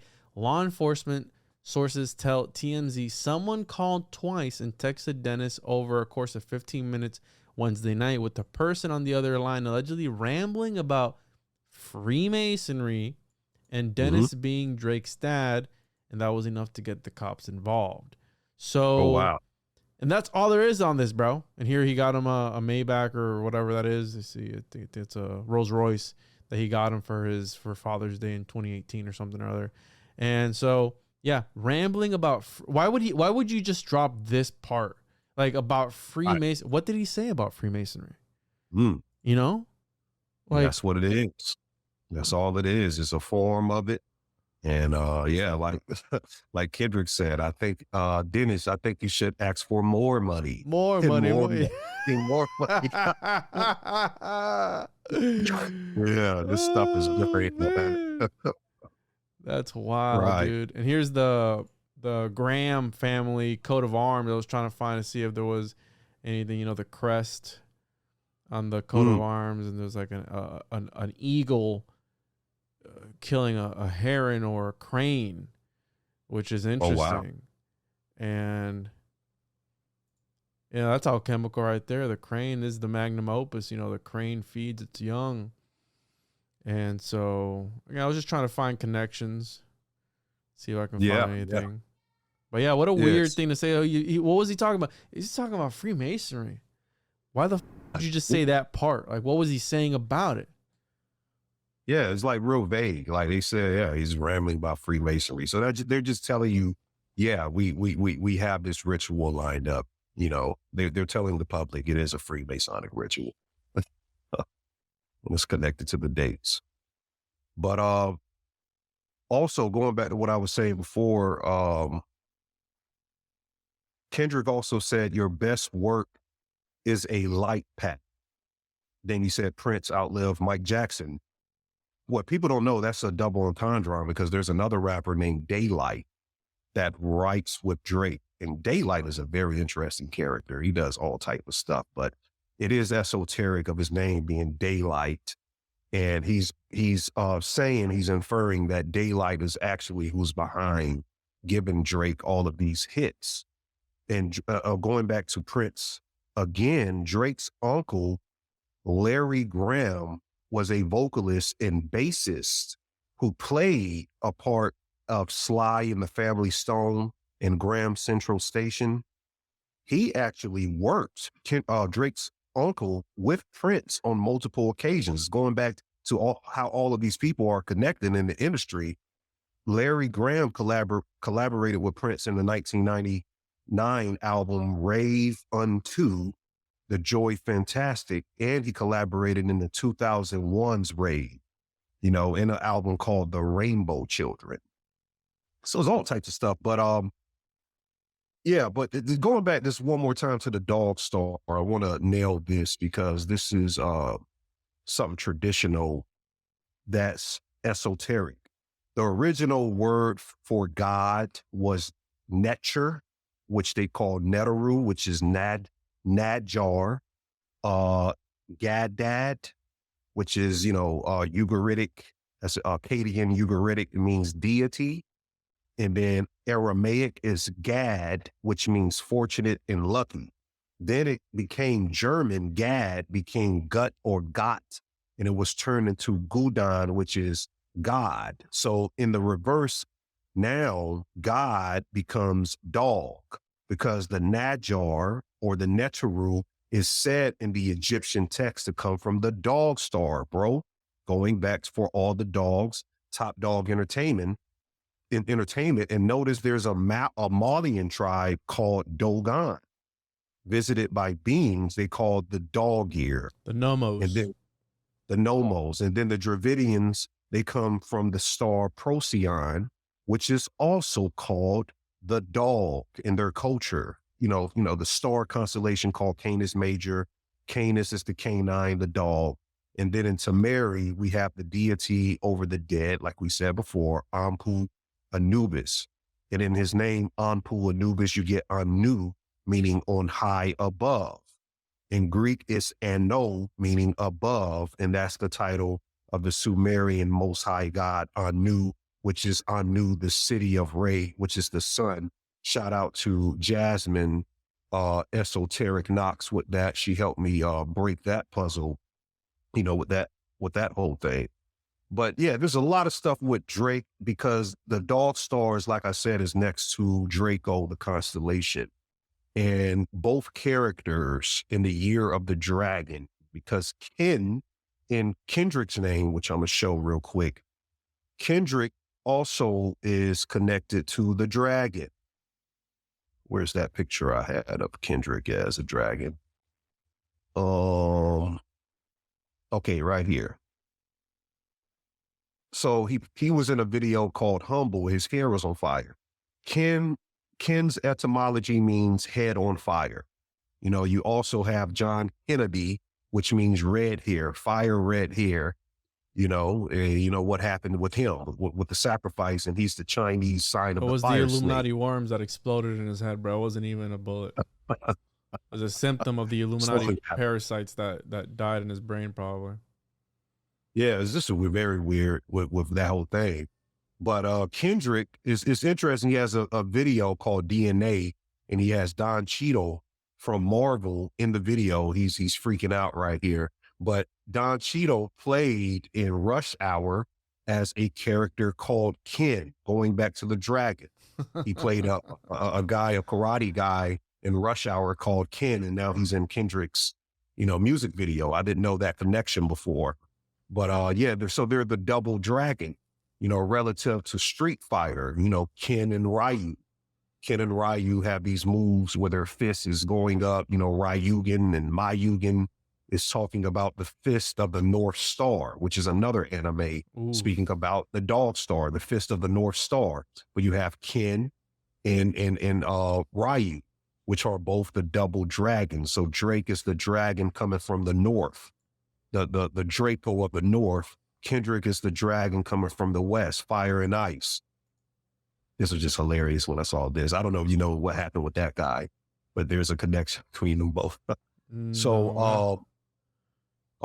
This guy right here, Josh Giddey, he's caught in some pedo case. Oh, really? Of course. Yeah. And there's a Nickelodeon show called Drake and Josh, and that's both of their names. Yeah, and that whole thing with the silent on set or whatever it was called, the whole Nickelodeon stuff. And real quick, the Graham is Graham Scottish or Irish? Scottish. A popular Scottish surname, Graham, actually came from the English town Grantham, which translates to gravel area or gray homestead, which that made me think of the Gray Lodge, like gray, gray lodge of again, Gray Pope. There you go. Like this whole idea of there being two sides to this. And I think, honestly, bro, I think they're both bad. I don't think that Kendrick is holy. Like I said, he's kind of he might be kind of putting out that Antichrist energy by trying to wear the crown of thorns and doing all this other weird, because he's doing some weird stuff too, bro. Let's be real. We got to understand. I always tell people we can't look at it for morality. They're playing characters. Drake is playing it doesn't, we're limited down. Like we're looking at, is Drake a real, is he really doing this stuff? It's a script. They're both playing a holographic script. We don't know how these people are in real life, and it doesn't matter because they're participating in the Illuminati agenda. So, of course, both of them are guilty of participating in the roles on this world stage to manipulate the masses. And these characters, they suck us in like black holes because you grow up, you know, Drake and Kendrick's been around for like 12, damn near 15 years. So you listen, you see them on TV, you see them at their awards, you almost listen to them from when you're a teenager to you're a man. It's kind of like they're a family member. Even celebrities in his whole, but it goes back to idolatry. It's all idolatry and worshiping these people. You're looking at these people from the outside, and that's the occultism. That's the manipulation of consciousness. So you're absolutely correct in saying Kendrick is not escaping this as well. It's just Kendrick is made to be the good guy in this because he's slinging, he's bringing to the forefront, just like Cat Williams. Let's go back to Cat Williams, because Kendrick makes a reference in the Not Like Us song that he's just like Cat Williams, revealing all of the satanic stuff that's going on in the industry. He even says it too. Now, yeah, I know. That's what I'm saying. He said it for not they like us, not like us. I mean, so Cat, he played a pimp. He was the 201st contestant to audition for the part in Friday for Money Mike, which was a pimp. That's his first role. This is how he got into Hollywood. A pimp holds a cane. The cane is symbolic to the pimp being a polar character, the pole. That's all esoteric. It's all connected, bro. And there's books in Japan connected to the Year of the Dragon. Cat Williams opened the Year of the Dragon, exposing, you know, all of this stuff going on in the industry in Hollywood.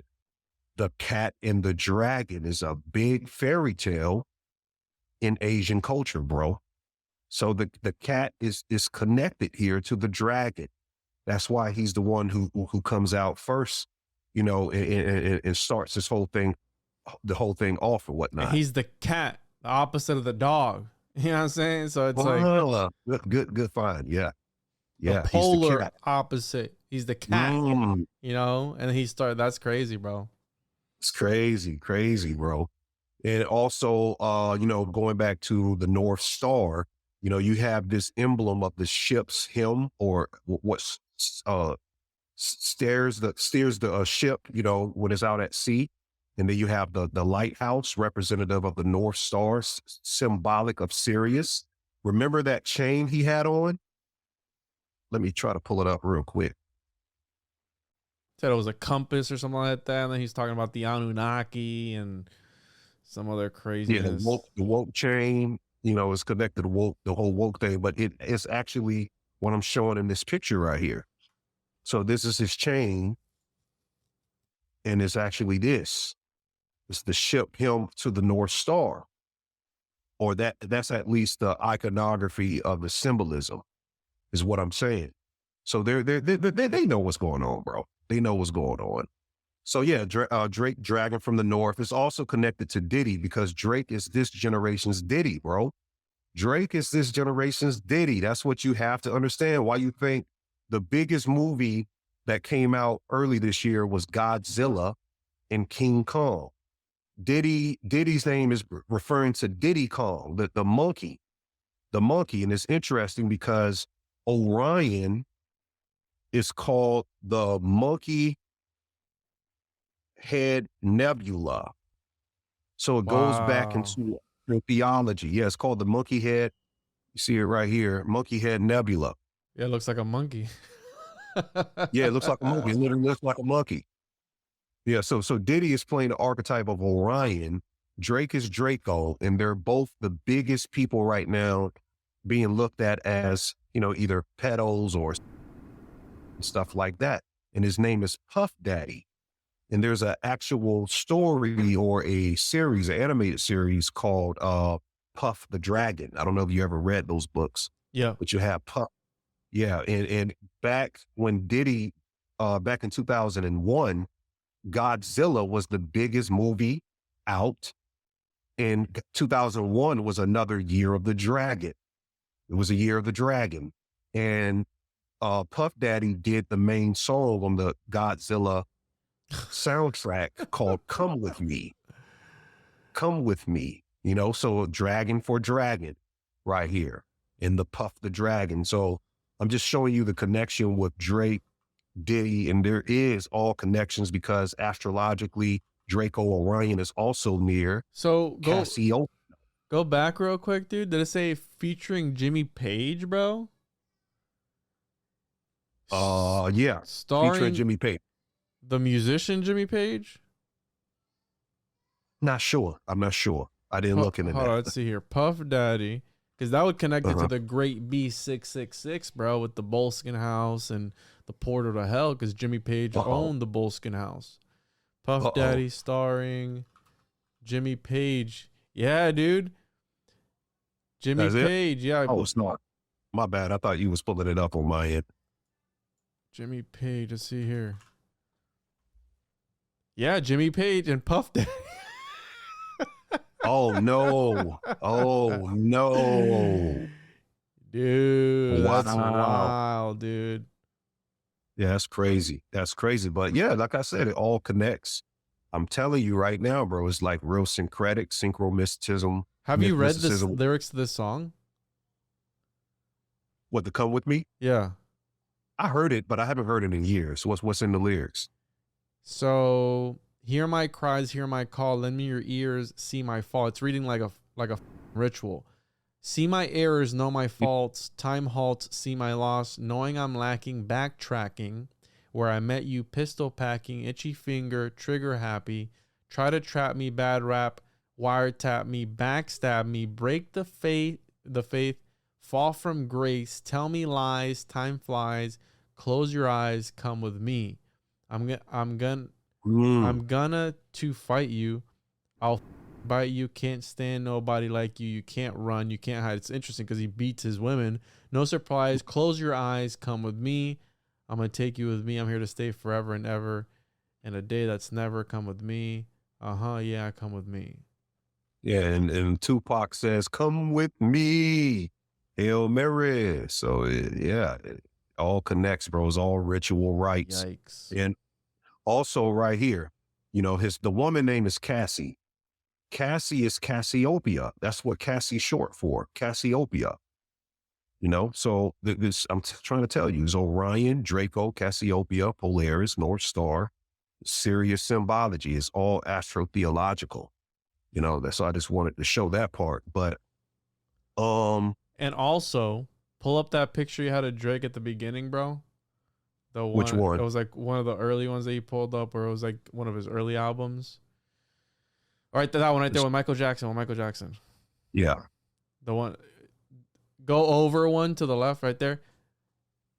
Remember we talked about the Cetus ritual? He kind of looks like eyes separated. They not like us because they might be. Right. And that the interesting, that rapper, you said his name was The Light? Daylight. It's interesting because I was playing Destiny 2 yesterday on a stream I was doing, and we're like doing like a decode as we're going. And one of the main things in that game is the illumination, like in the eyes, and like as long as it's illuminated, it's got like soul or consciousness to it. And it's interesting that, right, daylight, it illuminates, right? Illumination, Illuminati. It's all about, gaining knowledge, and he's giving him all the hits. Maybe that dude isn't even a real person, bro. And it is some Nephilim where they're talking to these incorporeal entities that are feeding them this information, bro. Yeah, Homunculus, the Tulpa. Alan H. Greenfield said they could be tulpas, manifestations of tulpas, but we're probably not even looking at real beings, so to speak. So it's real dark, connected with it. But Drake is he said he was one hit away from passing Michael Jackson in the first person shooter song. So that's why he's referring to Michael Jackson. He's about to pass him in hits, so that's the egregore that they're connecting it to, so Drake can surpass him. But it's all about dark versus light. Like that's the archetype to make Drake into, this person that's about to break this record and go into some type of deityhood of music amongst artists.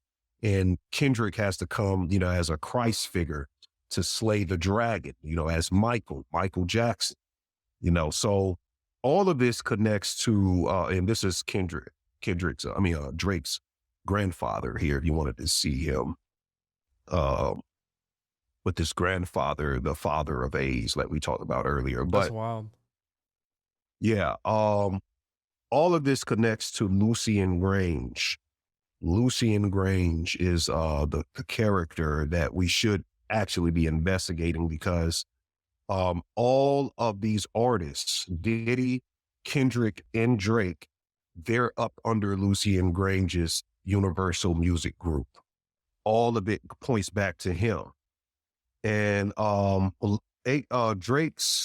Drake always mentions this guy in his raps, and this is what Kanye was saying.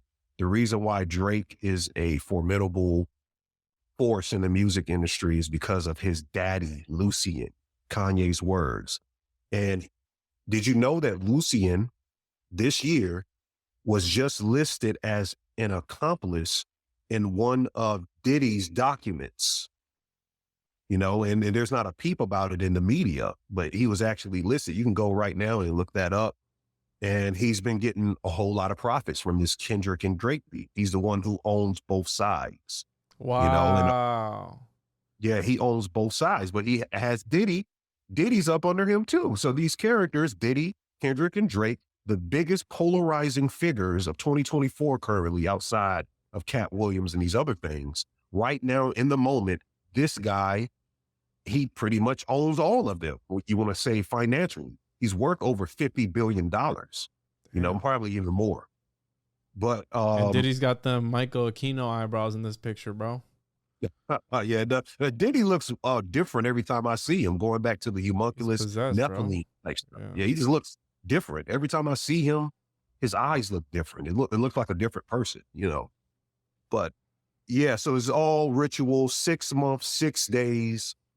6 months, 6 weeks, 6 days from Tupac's death anniversary, the orchestration of Drake's last incident at his house, the shooting and everything that went down. Now fans are walking up on Drake's house. Oh, you know, so he's having to deal with that. Now that happened, the actual shooting of his bodyguard, it happened on May 5th, which can be written like 5/7. Kendrick Lamar, Aubrey Graham equals 57. This all goes back to 57. Now, let's look into Kendrick's side of the esotericism before we close out. You know, like you said earlier, he's playing this Christ character. You know, he's on stage, he's bleeding from the crown of thorns. Yeah, it's weird. It's rituals, bro. What you mean? It's rituals. What is they that, have bro? to do it. They have to do it. And this crown right here is made of real diamonds. It's like 1,000 diamonds by Tiffany and Company. And they customly made this thing for him. But Kendrick is saying in his songs that his big three is the spirits that's leading him into war with Drake, which is Kobe, Tupac, and Nipsey Hussle. What? Kobe, Tupac, and Nipsey Hussle. He said that's his three because they're all from, you know, the West Coast. And in the song Euphoria, he released it at 8:23 a.m., 8:23. And 8:24, I'm sorry. Kobe wore the numbers 8 and 24. His track 616 was on Tupac's birthday. So he releases a track called 616, which we said 616 is the original number of the beast. And he does it on Tupac's birthday. But not only that, that day, 616 is National Father's Day in Canada. And his insinuation in his raps is that Drake is a bad father. Yeah. He's a bad father. I can't find that picture right now, but you guys get it. Yeah. A deadbeat dad. And also he has these other kids all around. You know, he has these kids we don't know about and nobody knows about him. So he's definitely a deadbeat father. But going back to 616, what's interesting with that, that's also a Jewish holiday, and I think it's the day Hitler died. So the day Hitler died is big in Jewish culture. So that makes it a Jewish holiday, So he strategically released the 616 song, and there's a Bible verse, Proverbs 6:16, because in Euphoria, he's talking about all of the things that he hates in Drake. Drake calling him certified lover boy with the pedo, the heart in his head. You see the heart right here. Wow, bro. He had it in this video. This other video, he had the one, so he had one right here. He had another right here. But he said, I hate the way that you walk. I hate the way that you talk. And that was a DMX quote. Again, this is the year of the X. So he's quoting DMX. DMX said in a radio interview that he hates Drake's voice. He hates the way Drake walks. He hates everything about Drake and DMX Kendrick. said that? Yeah, bro. Yeah, it's an interview. You can look it up. DMX said, they asked him, what do you think about Drake? He said, I hate Drake. He just came straight up. He said, I hate Drake. I hate the way that he talks. When he walks, I hate his voice. I hate everything about. And Kendrick puts that in Euphoria, bro. He puts that back in Euphoria. But Proverbs 6:16 is about the 6 things that God hates. The 6 things, he's the 6th God. Yeah. 6 things. So yeah, it's a lot of double entendres. Now, Kendrick Lamar was born in 1987. 87 is a hot number because I think the Pope, is the Pope 87? I think the Pope is 87. By the way, right Adolf now. Hitler died 4/30/45. It was what? 4/30/45. 4:30, that's the date? Yeah, 4/30/1945. So what was the 616? It's something with Hitler in 616. You could type in something on that date with Hitler. I don't know if it was his death date, but there's something connected in Jewish holidays. There's really a holiday for Jewish people. Adolf Hitler in the Marvel database is from Earth 616. Oh, Lord. Yeah, I know. What I said earlier is that the Marvel universe that we exist in is 616. Oh, that's right. Yeah. Oh, yeah. What the bro? They're Yeah. We exist in 6, and that's the original. It's a Mark of the Beast. simulacra of the realities, Right. and they manipulate the damn, bro. What? Yeah. Now, Kendrick Lamar equals 87. The last diss song Drake put out is the last diss between both of them. The Heart Part 6 equals 87.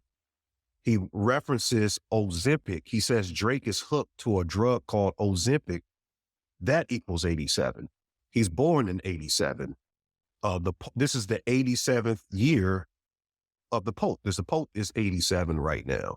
Ignatius of Loyola, the Jesuit, that equals 87. The Catholic Church equals 87. So 87 is what I'm saying is a big number, a real big number.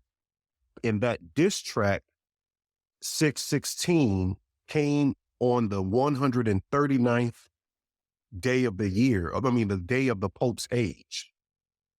And diss track in Gematria equals 139. Came out the 139th day of Pope Francis's age. Diss track equals 139 in Gematria. And I think that right now with this beef, which is going to continue, by the way, it's not over at all. You can't call a guy up and think it's over.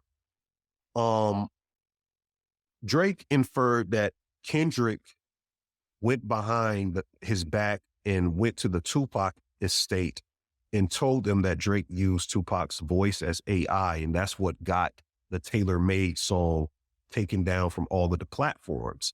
So to keep implementing Tupac, bro, I'm thinking they're trying to reinvent the East Coast, West Coast type beef in a different way, just in a different whole way, So I think that's a big connection. But there's a rapper that foregoes all of this named Drakeo the Ruler. This guy is connected to Drake because he does a couple of features with Drake. He dies 107 days from Drake's last album. No, he's dead 56 days.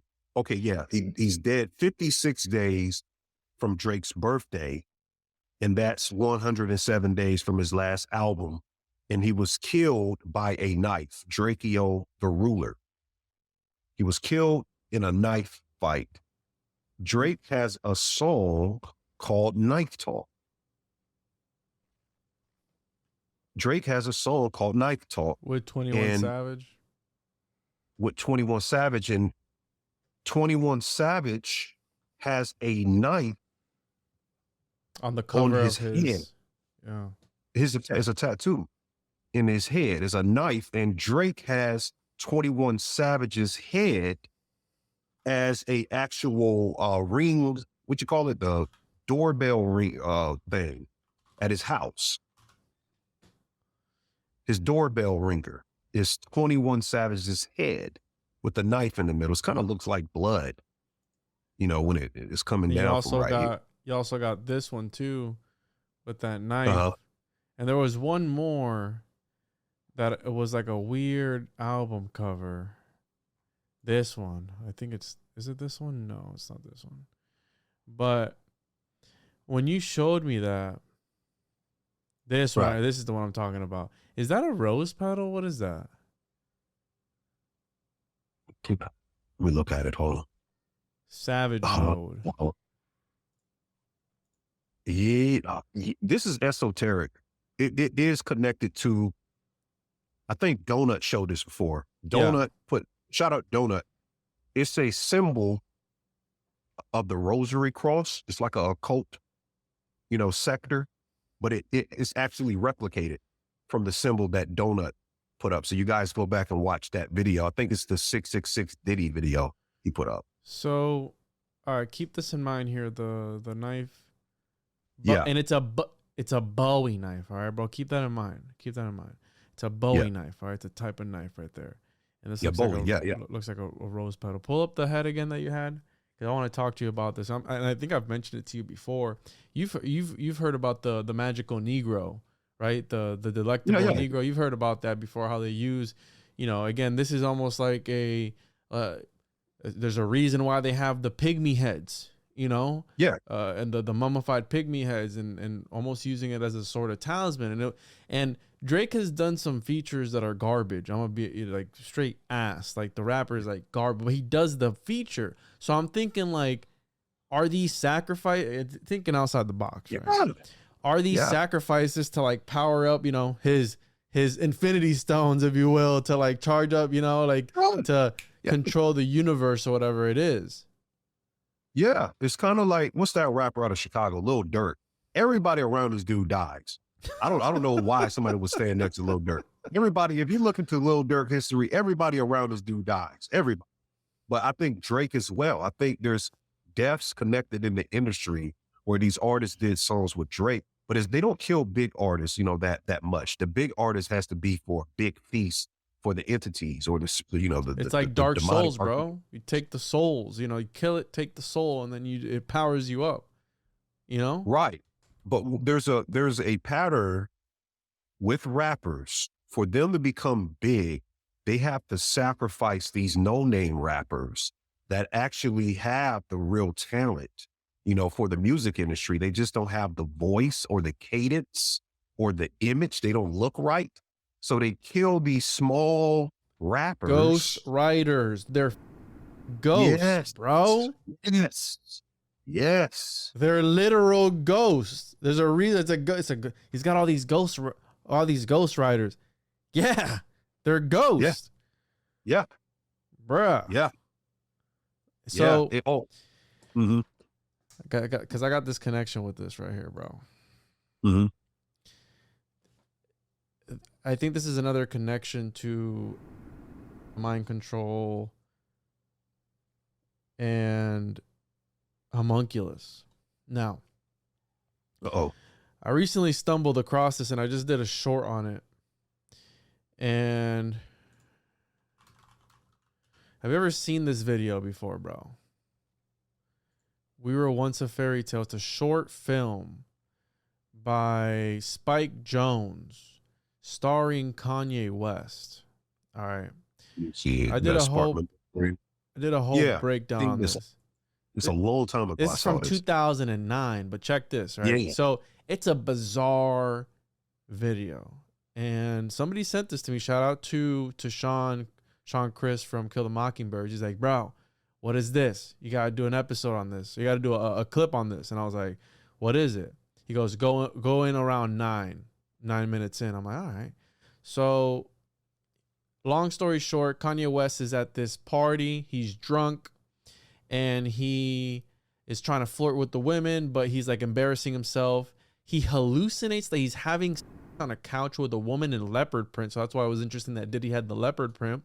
And then he's mistaken for Lil Wayne, which Lil Wayne is another rapper who was in like that clone conspiracy of like Lil Wayne's been cloned before, and and Kanye has been cloned before, right? All these rappers have been cloned because they're assets, right? They're homunculi. So he hallucinates he's having sex with this woman. He wakes up, he goes to the bathroom, he feels nauseous. And then he finds a Bowie knife. Here's the Bowie knife. Okay. He finds the Bowie knife. He takes the Bowie knife and he stabs himself in the stomach. I remember this. Yeah, I remember now. You call coming back now. And rose petals start gushing out. Rose petals start coming out. Wow. The Rosary Cross. Okay. Rosicrucian. Yeah. So now he pulls out this entity from this little creature from his body that's attached to him from an umbilical cord. Okay. And then he places it on the counter. This little thing is called Henry. Okay. This little creature is called Henry. Of course. And then he gives Henry a miniature version of the Bowie knife for Henry to kill himself. And then Henry kills himself and he dies as Kanye West just watches. I think it's really aimed at ritual sacrifice. I actually think, bro, sometimes it's not, the Jesuits are the assassins, but I think sometimes the actual artist has to commit the murder. Yeah. I really believe that. And they can frame the story whatever they want to frame. Now, that's way over top, but I'm just saying, I think Will Smith, I really think Will Smith got, what's the guy's name? The guy who won he died like 2 years ago before the big slap. I think Will Smith, I'm not going to put allegedly, I think he did something to that guy. I really believe so. Chris? No, not Chris Rock. It was a famous actor that the world, the slap around the world is based off his movie where he was the first black guy to slap a white guy on TV. Hold on, let me find it. Is it the movie? The movie is called The Heat of the Night. In the Heat of the Night. And hold on, let me find what's the guy? Sidney Poitier. Sidney Poitier. And it's called The Slap That Was Heard Around the World, where he slapped this white guy in the heat of the night. And it was like the 96 year of his age, and it was that he died, and then it was the 96 Oscars that Will Smith slapped Chris Rock. Yeah, it's crazy, bro. And it's funny that everything that was being said was true. Like, she never loved him, and she was involved with who? With Tupac. So there's Tupac again, bro. I told you, it's the archetype. He is a Christos figure. He's the ultimate rap archetype of all time. For them to get energy from. They're still sucking energy from this guy. You know, damn near 28 years later. You know, they're still getting energy from him. Which so is just part of the ritual. So they'll do these every now and then, like a big one, Michael Jackson or a Prince or you know, and enter whoever else is a big name, you know, any of these big time, you know, XXS Tentacion, like he was a big one, you know, he was at his prime. They took him out, and they're still milking, and all these companies are still making, like if you go on their Spotify's, they're still making Still, you know, they got millions of listeners a month. Juice WRLD, all these guys. And think about it. I said earlier, rapper equals 38, murder equals 38. Drake is turning 38. Kendrick is in the 38th year of his life. So I don't know. I'm not trying to speak anything, but could be something. It may not be just the artist. It may be somebody real close. Maybe somebody real close. It has to be a sacrifice, bro. You know that. They have to give something up. Gotta get their cheeks up, bro. They gotta get diddled. Oh no, they're giving that up. That's already been that's given up naturally. That's given up naturally. Bro, like Corey Holcomb says all the time, bro, if you think you gonna make it in this industry without giving up them cheeks, it's like you are out of your mind. When Diddy's like, daddy, like, bro, what? You calling another grown man daddy? He's like, daddy, I like when you see that Meek clip. Mill. He was talking to Meek Mill. He was like, yeah, daddy, I like that. Yeah. And they got Meek Mill doing all this weird stuff too. They got him dressed like everywhere. Like, oh, I gotta show you something, bro. I gotta show you something before we close this thing out. So the head of 21 Savage, again, the magical Negro, we have that whole concept. We know that they were eating them as well, the slaves. So there's something weird about that particular thing there that you're showing me right there with that. Yeah, we nailed that. I want to show you something that's interesting. Now, all three of these guys, Trey Songz, P. Diddy, Drake, they're going to go down at some point. Of course, we know Diddy's on the way down, but they're coming after him. There's going to be a documentary made for him, and later there will be a documentary made for Drake. But these parties, bro, we got to talk about the parties real quick because Drake got all type of symbolism showing that he's a part of the club. He got all of this, the symbolism in the world. So we don't even need to look too deep. This is his album cover. I'm upset. I forgot the name. Yeah, I forgot the name of the album, but it's based on this skeletoid figure, you know, skull and bones type stuff. They got the picture from that. But one thing I wanted to show is the connection to this guy, Michael Rubin. Now, Drake got invited to Michael Rubin. Champagne Poppy posted the White Party 2024 for Drake. He says, went from one bedroom condo to one of one condo. He puts Michael Rubin.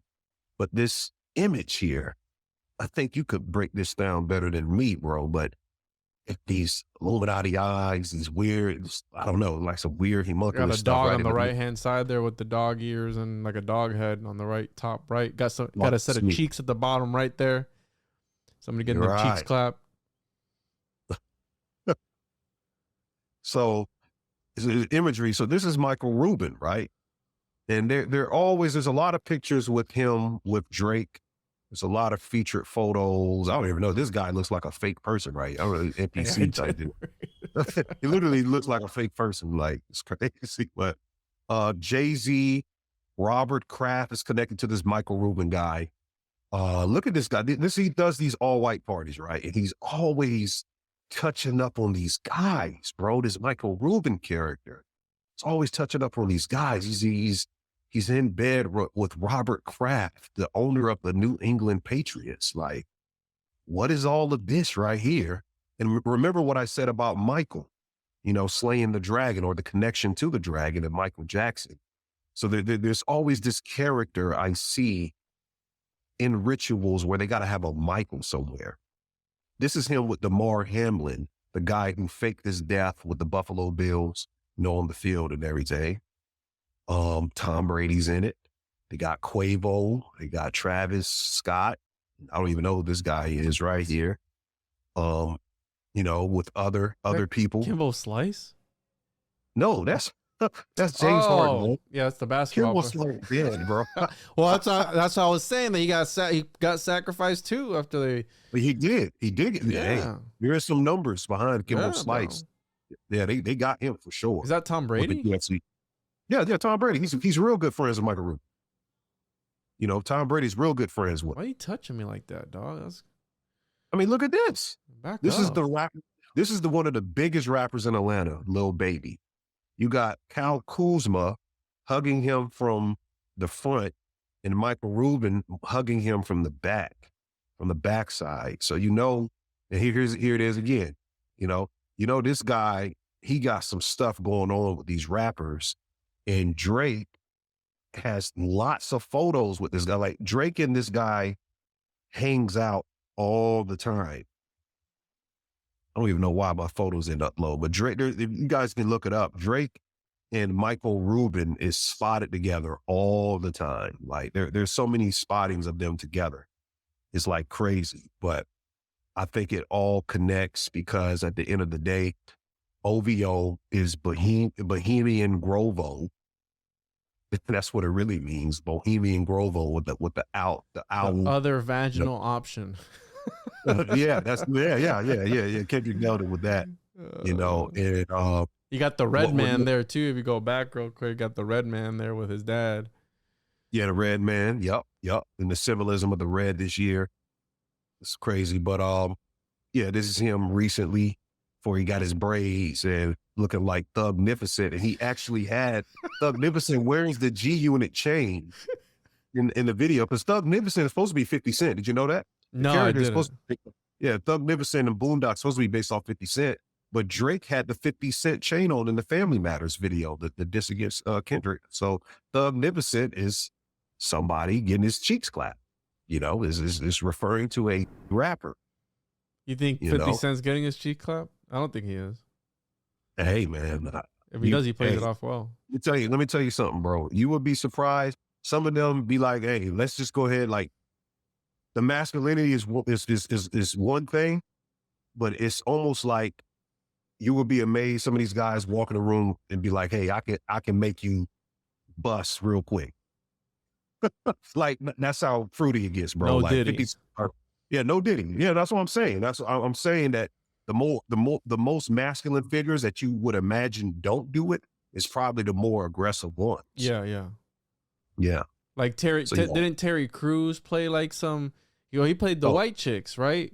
Where that was kind of like a weird ritual too with those brothers playing, that's the whole thing in Hollywood now, where we didn't even think about that, Big Mama's house. We didn't think of none of that stuff that was going down, because right, Martin Lawrence and what's his other name? We were just talking about him, and Will Smith. Martin Lawrence was playing Big Mama's house, and he was dressing up as a woman. Every black male has to put the dress on to get success. You got to put the black male in the dress. That's to break that masculinity. This was the picture I was looking for with Drake and the guy right here. But all of them have to put the dress on at some point, even if it's for a second. It doesn't have to be something like some of these guys like Lil Uzi Vert walking around with the pocketbook. And like his cheeks all with makeup on. Come on, bro. Listen, again, I don't care. You know what I'm saying? Just leave me alone. But there's obviously like an agenda that they're pushing with all this stuff here, and it's deeper. It goes deeper. It's culture. And the thing about culture is you need memetics, right? You inject the meme into culture and it creates culture. That's the whole thing. It spreads like a virus. That's why it's called a culture, right? And that's what they're doing. They're injecting these different aspects of culture, right? Well, even people are over this stuff, man. Yeah. Like, people, I mean, just looking at just for that, they're real people don't want to put their business out like, oh, I'm something like that. It's like it's that's the whole woke thing. Like, I have to make it announced that me and you don't go out and say, hey, we are heterosexual males. We don't have to put it up on our page, because that's just something you keep in your private. So it's not all of this stuff, these jokes we're making, even people can understand, why, because it's just being pushed so hard as a propaganda, and a real person technically who's, choosing that lifestyle, they can understand that there is a propaganda, and they can appreciate, how we can look at it from the format that we do to diagnose it and see that it's implemented and it's being burned into the minds of society over and over and over. How many movies can we get with the symbolism, some stuff and everything? So But the last thing I wanted to show, this is Kendrick Lamar's cousin that Drake referred to. He posted on the 27th, 2022 at 3:33 a.m., which a.m., that's a very important Gematria number, that Kendrick Lamar's label that he owns, Kendrick owns this label. PG Lane means program language. And that just, to me, bro, that just seems like a real ritualistic name. What do you think? Like, program language, is it something like programming, the neuro-linguistics type stuff? You know, is it programming archetypes? Is this the ritual that they're insinuating through his label, that everything is being programmed? You know, from that out. A holographic script, and this is the guy that Drake alleges is the father of Kendrick's son, right? This is his cousin? His cousin. Yeah. Yeah. Maybe he's in on it too, bro. Maybe he's being programmed. Yeah. He is the homunculus, you know? He said, maybe, bro. Yeah. That's why he's so little. Yeah, they free all of these, bro. All of these characters, bro. They know what's up. They know what's up, bro. They're in it. They're getting paid too. Dave Free is an artist. You know, they're getting paid too. They're grifting this whole rap thing and rap relationships. They're grifting off it too. And Kendrick put like half of his family on. Like Baby Keem is his cousin. The songs he do with him. So he's bringing his family into the rituals. And who knows, when the sacrifice date is picked out by the elites, you know, God forbids anything happens. So be on the lookout for any funny business with these guys. They just dropped Diddy stuff to distract people. Okay. Exactly. That's just a distraction. LeBron unfollowed him. Meek Mill unfollowed him. Blah, blah, blah unfollowed him. Like, this is all a distraction. Diddy has tapes on the Black Lodge elite. He has so many parties. He had cameras set up in his rooms. They're just figuring this out. And he has a lot of tapes on all of these big time people. This Diddy arrest is not about him abusing women. It's not about him abusing artists or different people. This is about them tapes. R. Kelly, his arrest was not about young. His arrest was about his catalog. Who was going to own R. Kelly's music catalog? It was about his catalog. And Bill Cosby did not go down for Quaaludes. Quaaludes way back then, you know, with all of these, you know, ugly women, you know, but your preference. But Bill Cosby's house was on top of a rare oil mine. Did you hear about that? No. Look it up. Bill Cosby's, one of Bill Cosby's houses was on a rare oil mine that was discovered in the mid 2000s. And right after they discovered that there was some oil up under there, they started to put the Me Too movement out on him. Wow. You know, the Weinstein. So I'm putting everything in perspective. I'm not protecting celebrities. I think they're all guilty of whatever they're guilty for. But look at the bigger picture, everyone. There's bigger pictures. There's small pictures. There's the apparent. And then there's the secret and mysteries that explains, you know, the universe of the apparent. Yikes, bro. Ani, this is heavy. Yeah. This is going to take a lot of editing to get on YouTube because we said a lot of stuff. Oh, Inception. There you go. We're about to get sucked into a portal. There we go. So, we got sucked in the portal. What a wild ride, bro. Like I said, when I saw that stuff, I was like, I'm going to have to do something on this because it's too weird, bro. Too weird. It was needed. It was needed. It was needed. Mm-hmm. And we prefaced it, the first episode 201. I wanted to do that one. We had the Christian and right. We had to put the right Christian into the number, bro. We did that, man. 201, and we related it back to this. So Yeah, everybody, make sure to check out Ani. Links in the description. Make sure to follow me if you're listening to this on YouTube. Rumble has the uncensored version. We said some stuff about stuff. We did not hold back today, so I'm sure more stuff is gonna come out. And who knows? Watch out for them dog who let the dogs out. Yeah. Dogs coming, dog. Dogs coming, dog. All those things start to like add like, wait, what? Oh man. So, anyways, this was awesome. Ani, you want to plug anything else? Follow me on Twitch, twitch.tv/101podcast, patreon.com/the101podcast, all that stuff, tjojp.com. Want to plug your stuff, Ani? Yeah, patreon.com/THE_spiritual shade room. And you just follow me, Ani Osaru, at YouTube, Twitter, and Facebook, man. Awesome. As always, everyone, see you on the other side. Bye-bye now. Peace.